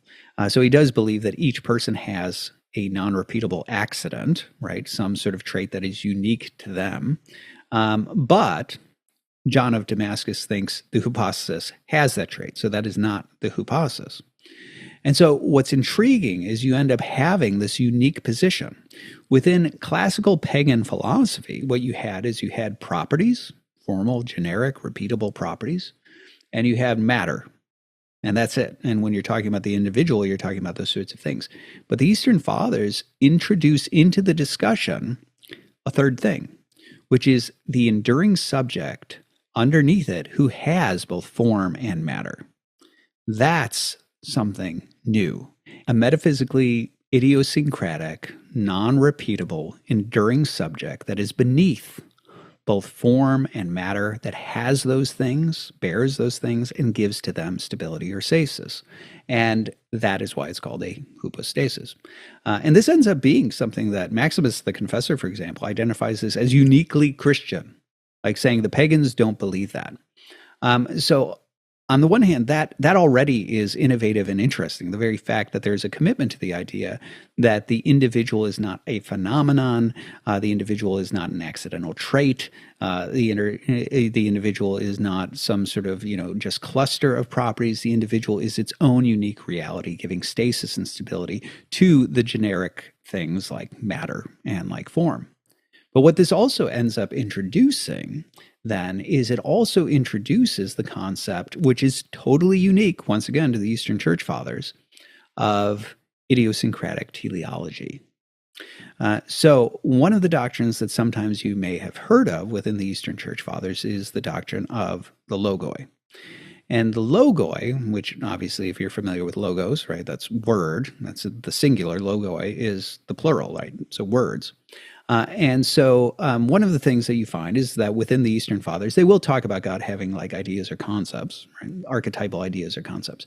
But they oftentimes preferred, because of Genesis, right, to talk about the words of God and using that as a way of talking about the things that God speaks into being, right? These sort of original principles. And again, that sort of language, you already had like logoi, spermatikoi, in the Stoics, right? The idea of the sort of seeds of the logos that get scattered into matter and give it structure and things like that. So it wasn't as if the term was totally unique, but obviously the Eastern Fathers like it because of Genesis, right? God's speaking stuff into being. Now, one of the things that you find with the logoi, which is really interesting, is you find here something that is totally unique.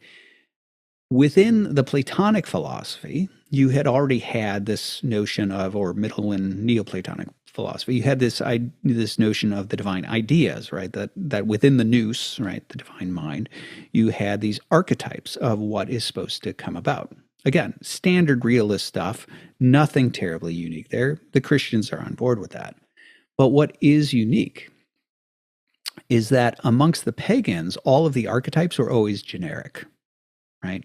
They are generic archetypes having to do with, winged or quadruped or something like that, right? They're generic properties. Whereas one of the things that begins to emerge with Eastern Fathers is they recognize, unlike the pagans, their view of providence is particular. God doesn't just decide to make a world and then entrust it to the gods and the demons and man, like what happens in Plato's story. Instead, they believe that God actually providentially cares for the world and is guiding it and even becomes incarnate within the story.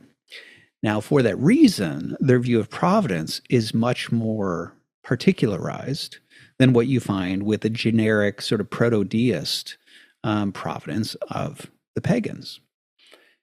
Now, why is that significant? Well, it's significant because what it means is that God doesn't just decide to make humans, right? And you and I are sort of happenstances within that process. Instead, God, in his providence, decides to make you, and he decides to make me.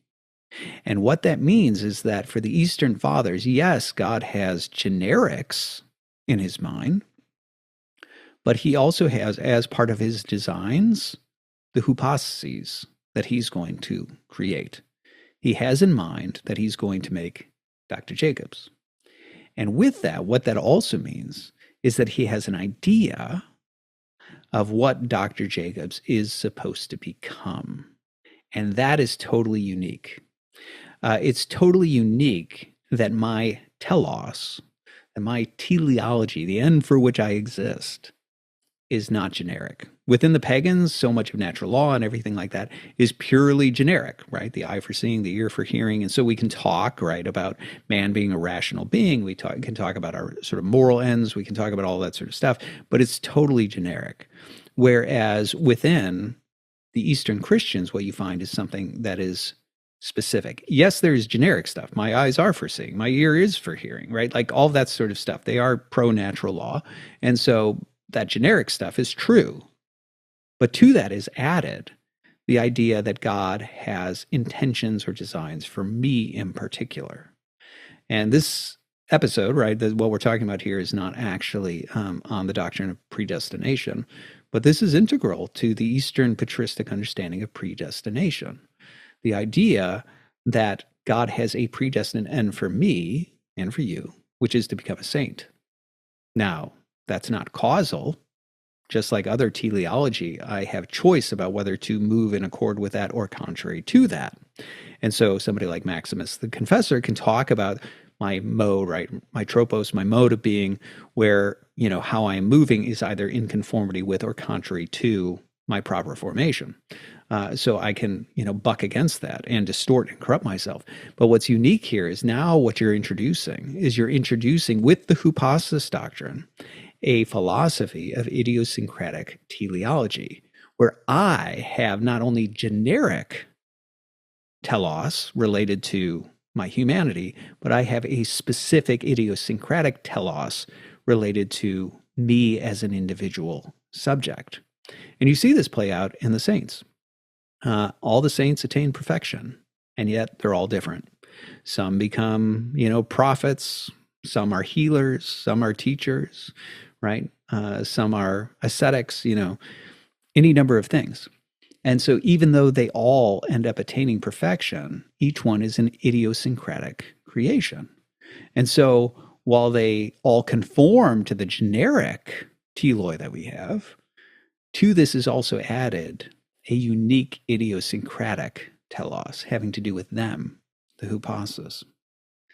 So that is something, again, it's wild because it really gets into this territory of something that is totally unique. The doctrine of the hypostasis and the idea that the individual is actually its own substantial reality beneath the generics is something that is unique to the Eastern Christians. And that with that underlying hypostasis also carries with it an idiosyncratic telos.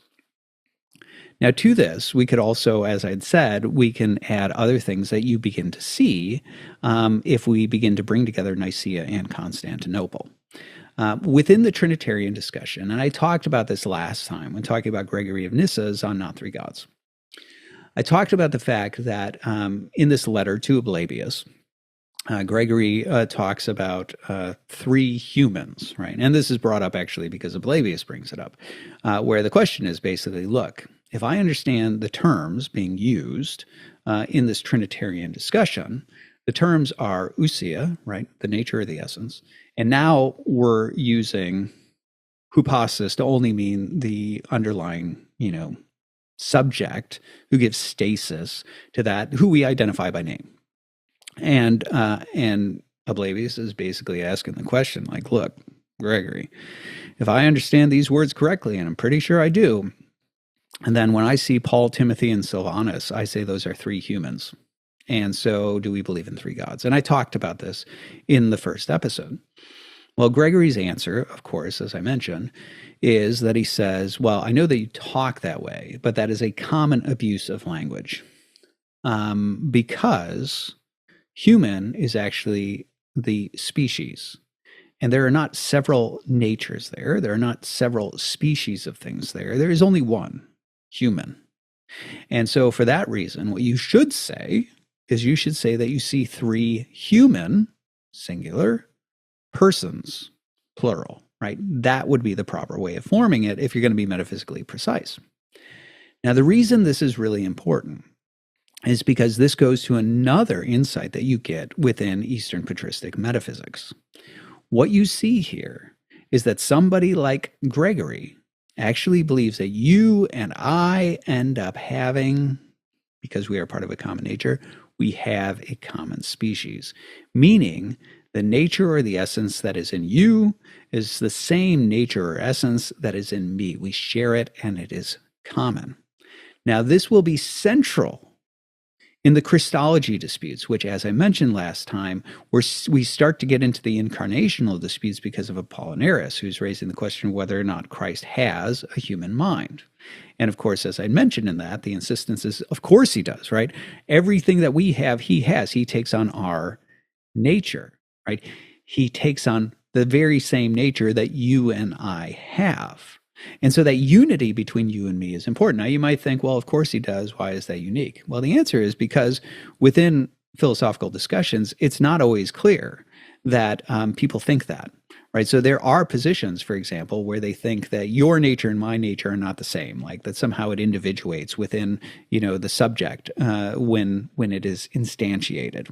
And this is one of the reasons why sometimes in philosophy, they'll distinguish the particular from the individual relating to the individuation of the nature or something like that. And you see this actually within certain Latin scholastics. Ironically, John Duns Scotus gets correct, the idea that the Father, Son, and the Holy Spirit have the same nature.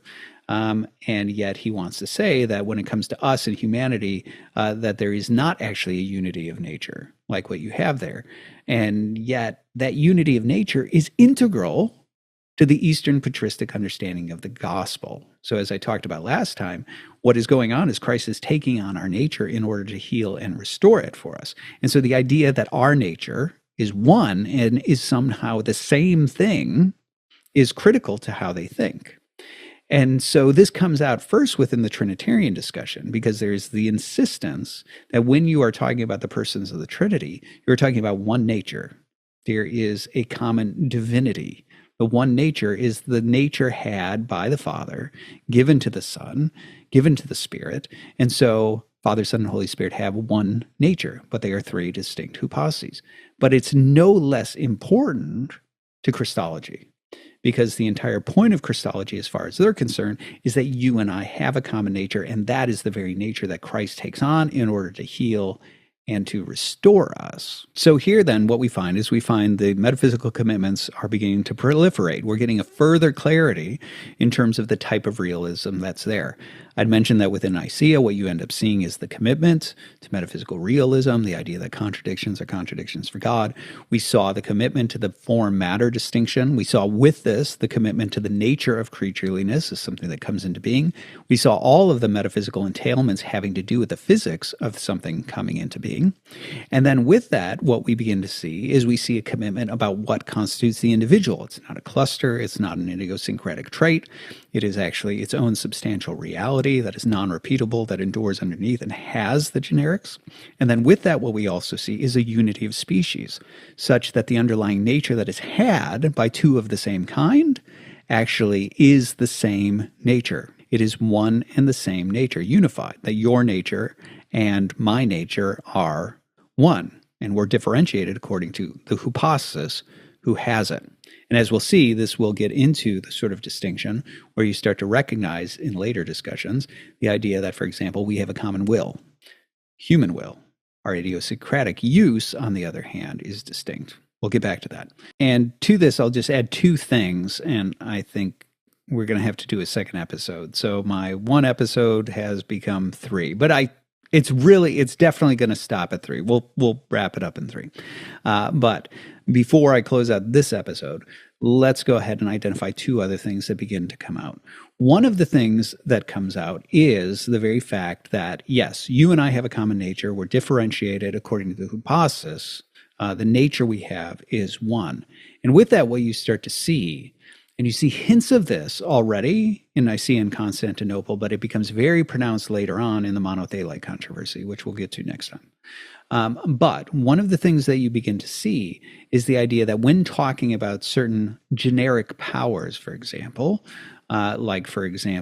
will, volition, there's an insistence that you and I actually have one will, meaning human will. It is a type of will. And yet we have idiosyncratic uses. So what is intriguing is this is hinted at already in Nicaea and Constantinople, when it's quite evident that when talking about the Trinity, there is a statement about a common will, right? But the will is not to say that they are like a hive mind, where you have like sort of three masks appended to one guy who like makes one choice. Instead, the insistence is that there is a unity to the divine will. All of them having the divine nature, Father, Son, and Holy Spirit having a common nature, also have a divine will. And that will, being unturnable, is always harmonious, right? You and I can be opposed to each other because we are corruptible, so we can turn away from the good. If we were unturnably good, our wills would always be in harmony, right? And that's part of what we pray, right? That thy will may be done on earth as it is in heaven. And at least how that is sometimes interpreted by the church fathers has to do with the harmonious doing of the will of God in the heavenly realms, as contrasted here where we don't always do the will of God. At least that's one of the ways in which it's interpreted. But the point is to say that you and I have a capacity to be at odds with one another because of our corruptibility, our turnability, things like that. Doesn't apply in the case of the Trinity. God, on the other hand, is the good, right? So there is no possibility of turning away from the good. It's an unintelligible suggestion. And that's one of the reasons why you'll find, and like Gregory of Nyssa, for example, he'll refer to God as atreptos. He's unturnably good, right? He is perfect. And for that reason, what you see is perfect harmony between the willing of the persons. Now, to be sure, what each person wills is distinct. It is idiosyncratic because they are distinct subjects. What do I mean? Well, let's consider this. The Father wills for the Son to obey him, okay? The Son wills to obey the Father. Those are two distinct choices, right? But they are harmonious. And the reason I point this out is because I think there is a tendency within people from the Latin West, from Western traditions, to almost incline toward a type of Sabellianism, where they want to think of God or the Trinity like he's one guy, and that somehow this one guy is also three component parts or something like that. But there's a he that's doing this. That's not the case. Father, Son, and Holy Spirit are absolutely distinct and unconfused. And so you do have three subjects. And even though they have a common nature, and for that reason they have a common will, the divine will, just as you and I have a common will, the human will, how we utilize that, how you and I utilize that is distinct. How they utilize that is distinct. But the difference is their use is always harmonious because of their perfection. The very fact that the Father wills the Son to obey, and the Son always wills to obey. There is a harmony there, but those are distinct choices. And I think that's important to recognize. And you do recognize it if you start to recognize this common nature and what goes on and becomes much more clear in later discussions, which that common nature means also, common faculties like the power of self-determination or free choice. So that's one of the things that you start to see. And again, we'll revisit that more when we get into things like the monothelite controversy next time. The other thing that I want to highlight here that comes out of this is actually a distinction of causes. And this is really, again, I find this all fascinating. I find it absolutely fascinating that on the one hand, you have this echo of certain pagan philosophy, certain insights that overlap with or resonate with certain things that you can find in the pagan providentialists before the Eastern Fathers.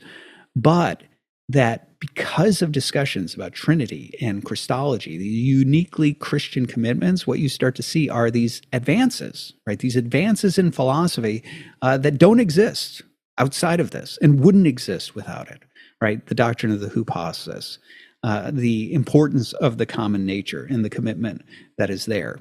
And also with this, even the defense of creation ex nihilo and the insistence that form and matter, yes, are absolutely distinct, but they are never separable in practice and so on and so forth. All these things are fascinating to me. And there's a further one that emerges here with regard to causality. Plenty of these, the pagan philosophers had talked about, causality before the Eastern Fathers. You read book 1 of Metaphysics, Aristotle's talking about causality, right? He's known for his 4 causes, which I already named earlier. The idea of the formal cause, what the thing is, the material cause of what it's made, the efficient cause, how it comes to be, the final cause, why or for what end. Obviously, he also explores the question of chance and whether chance, represents some sort of additional cause, which he doesn't think it is. And then he also explains, the first cause, right? And this is where he gets into his theology. But one of the things that you also find within the Eastern Fathers, which again is unique, is a distinction between creation and other modes of causation that are not creation. So this comes up in the Nicene Creed. So when in the Nicene Creed we say that the Son of God is begotten, not made, that is actually introducing a unique distinction concerning causation. Again, I have an article, a lengthy article. It's thick, it's technical, published in Religious Studies, which you can search. It's called, I think it's called something like the begotten, not made distinction in the Eastern Church Fathers.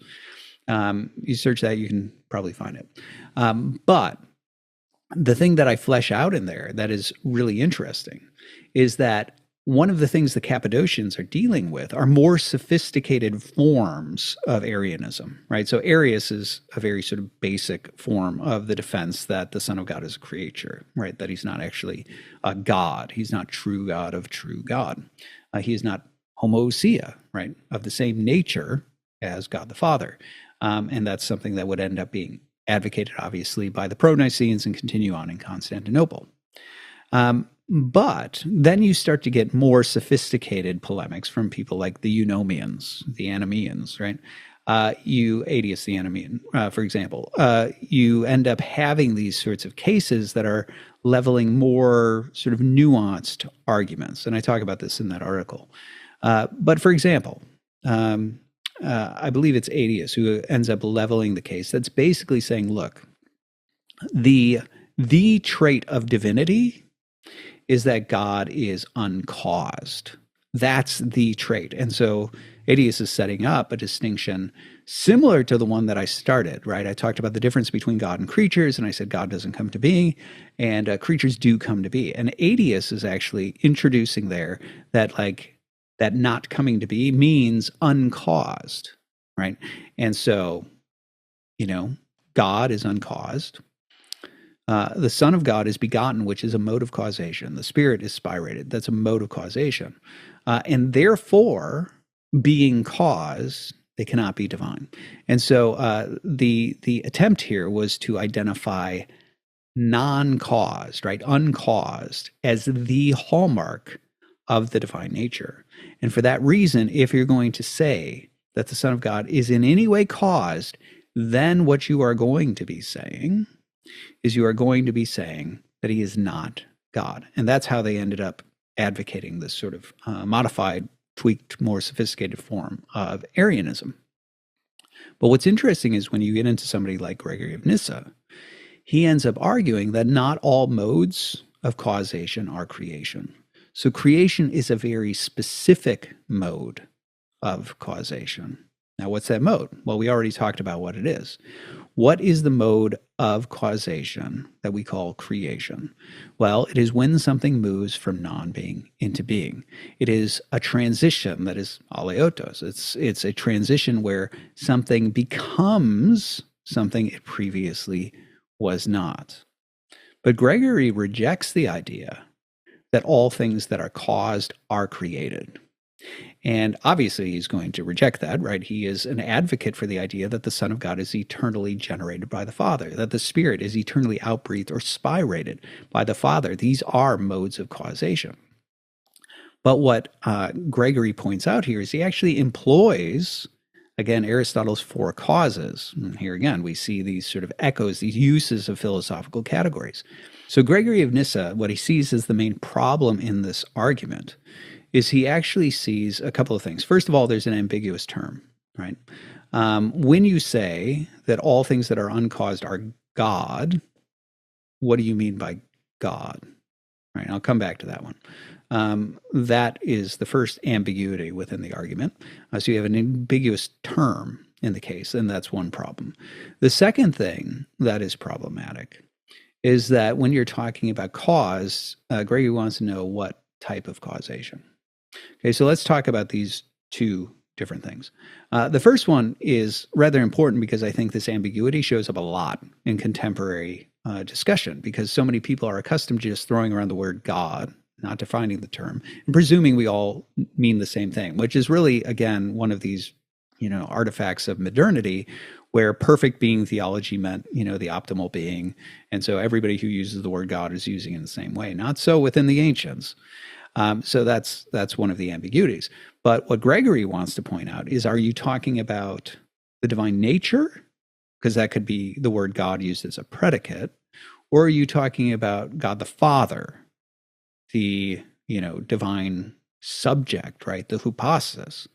Because Gregory's fine with the argument. If you want to say all that which is unbegotten is God the Father, the Son is begotten, therefore the Son is not God the Father, yeah, sure, no problem. That's true, actually.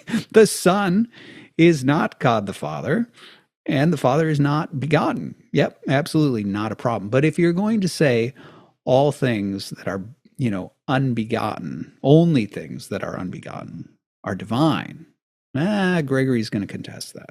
Okay, so that's one of the first problems within the argument. The other thing that Gregory is going to go into is that causality is ambiguous. And causality is ambiguous specifically because of what I talked about in the context of Aristotle. So let's talk about this, for example, in the context of, say, the first family, Adam, Eve, and Seth, or Adam, Eve, and, Abel. We'll pick that one. So we've got our three humans, right? Now, the thing is, when we look at this, we actually have three distinct modes of causation. Adam, according to human generation, is unbegotten, right? He doesn't have an earthly father from whom he comes, right? Eve, well, let's say, proceeds from Adam's side, right? Taken out of Adam. And then, I said Abel. Yeah, okay, we'll just say Abel is begotten, right, of Adam, right? A natural mode of generation, of begetting. Now, these are three distinct modes of efficient causality, what Aristotle would call efficient causality, meaning how they come to be. But what you see in this is a common formal cause, meaning they're all human. They all have the same nature. They're all equal in terms of nature. And for that reason, what Gregory wants to point out is distinct modes of efficient cause are perfectly compatible with common formal cause. Happens all the time. Somebody plants an acorn and you get a tree. Acorn falls, you get a tree. A squirrel takes it and runs it over someplace, and then, it ends up, finding its way into the earth and it becomes a tree. Three different modes of efficient causation, same result, right? And so Gregory's point is that when we're talking about causality, the question is, are we talking about formal or efficient cause? And Adius is, moving into what is called a category error. So in logic, when you leap categories, right, we've been offering up premises about efficient cause, and now we jump to a conclusion about formal cause. That's a category error. Our premises weren't actually setting up that type of a conclusion. And so the point here is to say, of course, yeah, the Father is unbegotten. That's true. Son is begotten. True. Spirit is outbreathed or spirated. Also true. These are distinct, efficient causes, how they have the divine nature. But the question of divinity concerns not efficient cause, it concerns formal cause. And the insistence is they're homoousia, right? They have a common nature. There's one nature that they share, the divine nature. And so in this sense, yes, they are distinguished in efficient cause, but common in formal cause. And this is where what you end up getting is the insistence actually that begetting requires continuity of nature. And I touched on this last time, that when you're talking about begetting, one of the things that you are also talking about is a continuity of nature. If, I had a wife and she's pregnant and, you were asking, what is it, right? And you were expecting me to say, oh, it's a boy or it's a girl, but I said, like, it's a horse. You'd be like, well, what? Right? Like, what? How'd that happen? Right. But, that humans beget humans, right? Let's just say that, right? Humans beget humans. Dogs beget dogs. Cats beget cats. God begets God. And so Gregory's point is that if it is intelligible to talk about a mode of causation like begetting in the context of the divine, it's going to carry with it a continuity of nature. And his insistence is, of course, that the Son of God is begotten, being of the same nature as the Father. Part of the natural question here gets into the question of, like, well, how is that possible, right? Like, what is this mode of causation that is distinct from creating? And here, hang with me. This is where things are going to get a little more technical. I won't belabor it too long, but hang with me until we land, and that'll be sort of our wrap up for today. But I'll just say, if you really want to get into this topic, you can go dig up that article I mentioned, the begotten not made distinction in the Eastern Pro-Nicenes. But I'll just say this. What they're going to suggest is they're going to admit that when it comes to divine causation, like, we really don't know, right? Things having to do with the divine nature are above the sort of concept forming that we as creatures have. That's why we speak in terms of analogy. Now, that might feel like, a punt or something like that, like we're just sort of, waving our hands, but it's actually not true. There's a technical reason why they actually say that. And the reason is this: your mind and my mind thinks in terms of forms, okay? When we think in finite, defined concepts. And that's one of the reasons why, when we move into areas of reality that are not forms, we have to think in analogy. And that is an important insight. Let's forget God for a second. I talked about prime matter, right? And there are good reasons to defend the concept of prime matter. But I can't actually conceive of prime matter. Why? It's not a form. So you'll recall that when I started talking about prime matter, I talked about it being pure potential, having no formal traits, not being a concrete thing. Well, at that point, my mind says, well, then what do I think of? Because I think of formal properties and concrete things, and that's where I have to get into analogy. It's like a shapeless bit of fabric. And then we begin to conceptually define it in a way that allows us to understand what's being said and form an analogical concept. Okay. Similar with the hypostasis. You might be sitting there going, yeah, but how do I conceive of it? Because if I think of a particular subject, I'm going to think of that subject with formal traits and things like that. Of course you are. Because you think in terms of formal traits, like that's what you think about. That doesn't mean that the definition is unintelligible. Doesn't mean that the defense of the concept is unintelligible. All of those things are true and meaningful and defensible. It's just that when it comes to concept forming, you run aground because your mind thinks in terms of forms. But reality consists of more than just forms. Reality consists of things that are lower than forms, like prime matter, and things that are higher than forms, like God. God is hyperousios, according to the Eastern Fathers, meaning he's above the forms. He's a supernature. He's above all that. And so when we talk about comprehension, right? Getting something in mind, it quite literally means like you draw a line around it, right? So, when you talk about like definitions, that's from definire, meaning you can draw a line around it. The Greek would be paragraptos, you can draw a line around it. And so, and the Eastern Fathers will specifically speak of God as aparagraptos, meaning you can't draw a line around him. He's infinite because he's not one of the forms. A square, we can talk about four sides. Got it. Understand what it is, right? With God, you can't do that. And so that's one of the reasons why, just like when we talk about matter, we have to speak analogically. When we talk about God, we have to speak analogically because our concept forming has to do with this sliver of reality having to do with form. Now, I say that because what you end up getting, just like every other way of concept forming about God in the Eastern Fathers, is you get them talking by way of analogy, positive and negative comparisons, saying whatever this mode of causality is like, it is analogically like, and this is the positive part, begetting. right? You have one hypostasis, the Father, who produces a second hypostasis, the Son, in a way that is analogous to begetting, where he communicates his own nature to that second hypostasis so that they share a common nature. Those are the positive comparisons. That's what can be said positively about it. Now, what can be said negatively is going to be all the things you have to remove and not project on it. It doesn't involve, for example, material secretion, because you're not talking about a material being or animal procreation. It's not going to involve things like the separation of bodies, because you're not talking about a pair of bodies, right? One producing a second body or things like that. And so you would have to walk through all of the things, removing from the concept all of the sorts of things that should not be projected on God, just based on the fact that we are animals and God is not. And so you would end up removing all of those sorts of things. And that introduces us to this other aspect of how eternal generation and procession of the Spirit, which is also causal, the outbreathing of the Spirit, are thought about.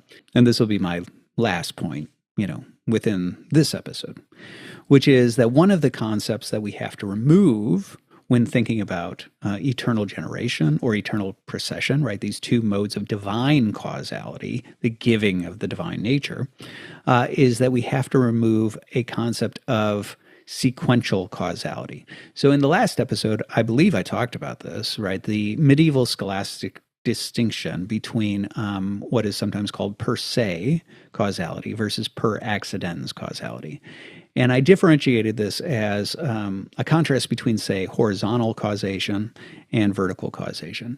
So this horizontal causation is basically temporal sequential causation, kind of like think of dominoes falling. The effect happens, the cause happens, another cause-effect chain happens, that sort of thing. So one after another.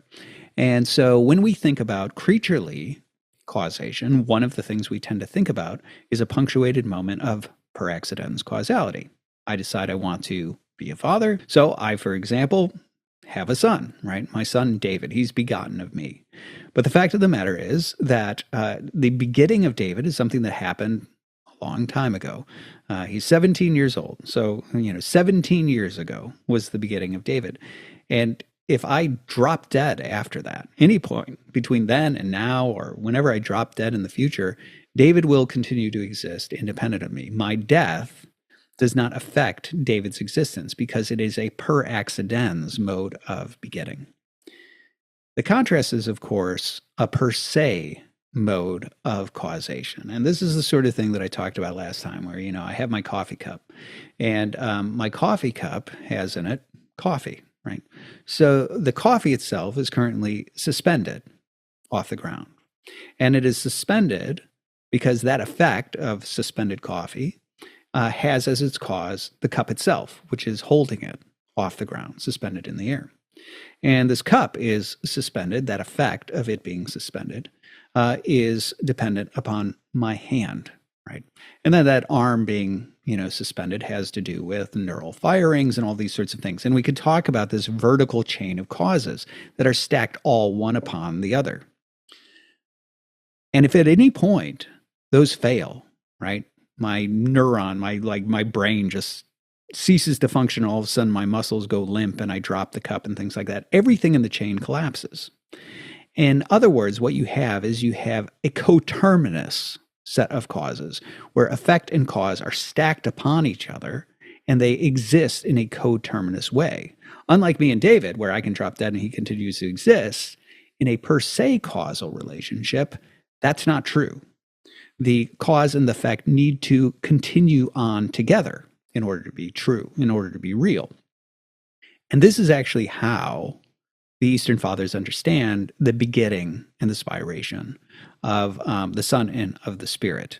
In other words, there's not a point way back when, like really, really far back when, where God the Father decides to beget the Son and it's done. And now he just sort of exists autonomously. Instead, what you have is you have a closer sort of relationship between the two, where what is happening is that the Father has always begotten the Son and always spirated the Spirit. Analogically, one of the things that is sometimes useful here, and this sort of thing you can find in these types of analogies, is something like the sun, S-U-N. And I believe, again, I talked about this last time, that if we imagined that the sun, right, the big flaming ball in the sky, if we imagined that that had always existed, we're Aristotelians, we think the world never started to exist, it's always been there. Okay, if it always existed, then what would also always exist with the sun is its rays and its heat, right? Those would always be there. And yet, the rays and the heat are causally dependent upon the sun. In other words, it is a coterminous, per se, causal relationship. And this is how the Eastern Fathers understand the causal relationships within the divine persons.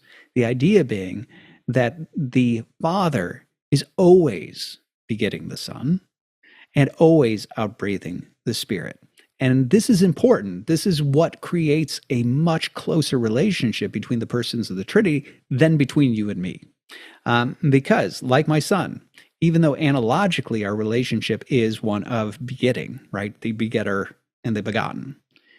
The fact of the matter is, my son can just go off and be like, screw you, Dad. I'm going to go join the circus, right? Like whatever it is, he can do that sort of thing. And I could be like, no, son, you're better than that. I'm sorry. I apologize to anybody who joined the circus. It's just for the sake of the story. Anyway, and we can end up having a fracturing in our relationship.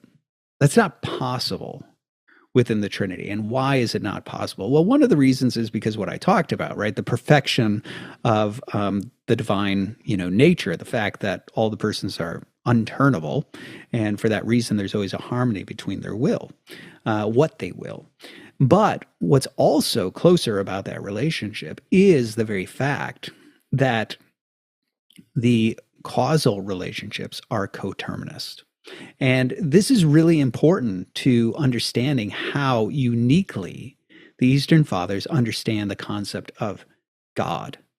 So first of all, as I've mentioned in other contexts, when they talk about God, they don't have a generic in mind, right? They don't think primarily of the divine nature. They think of God the Father.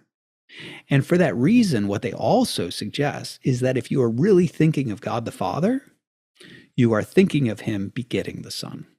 And if you're really thinking of the Son, you're thinking of him being begotten of the Father. And we could do the same thing with the Spirit. If you're thinking of the Father, you're thinking of him outbreathing or spirating the Spirit. If you're thinking of the Spirit, you're thinking of the Spirit being spirated by the Father. And so those causal relations are ongoing in a way that does not open the door to the type of division or opposition or autonomy that you see within other creaturely relationships, where we are separate bodies in a series of per accidens, causal relationships, and so on and so forth. Now, my point in all this was less in order to flesh out all of those sorts of specifics about the begetting, the nature of divine begetting. The point is more this, to say that what you find within the Eastern Fathers is you find something that is actually a rather technical distinction in the context of causation that you don't see before that. There is a discussion of causation amongst the pagans well before this, having to do with different types of causation, formal, material, efficient, and final, first cause, things like that. But what you find here is the additional exploration of a distinction between a mode of causation that is not creating, that is actually compatible with divinity, and a mode of causation that is not, which is what we call making or creating. And that's actually codified in the Nicene Creed, right? It's memorialized there, begotten, not made, being of one essence with the Father. And so there you have it, right? Now, I have not made it through all the things that I wanted to touch on. We made it through the first two of the Ecumenical Councils. We have 5 more to get through. So I do think we are bound to wrap it up here. And we will have one more episode on the philosophical commitments of the Eastern Church Fathers. But I will, for today, leave it there. And we'll see you next time going through the rest of the Ecumenical Councils and the philosophical commitments of early Christianity. I'm Nathan Jacobs, and this is the Nathan Jacobs Podcast. Hey, everybody. Thanks for watching. Thanks for listening. If you haven't subscribed, please do so. Go ahead and hit that bell if there is a bell, and leave a comment. I hear that's great for the algorithm, and also like it and tell your friends. I really appreciate your support. And until next time,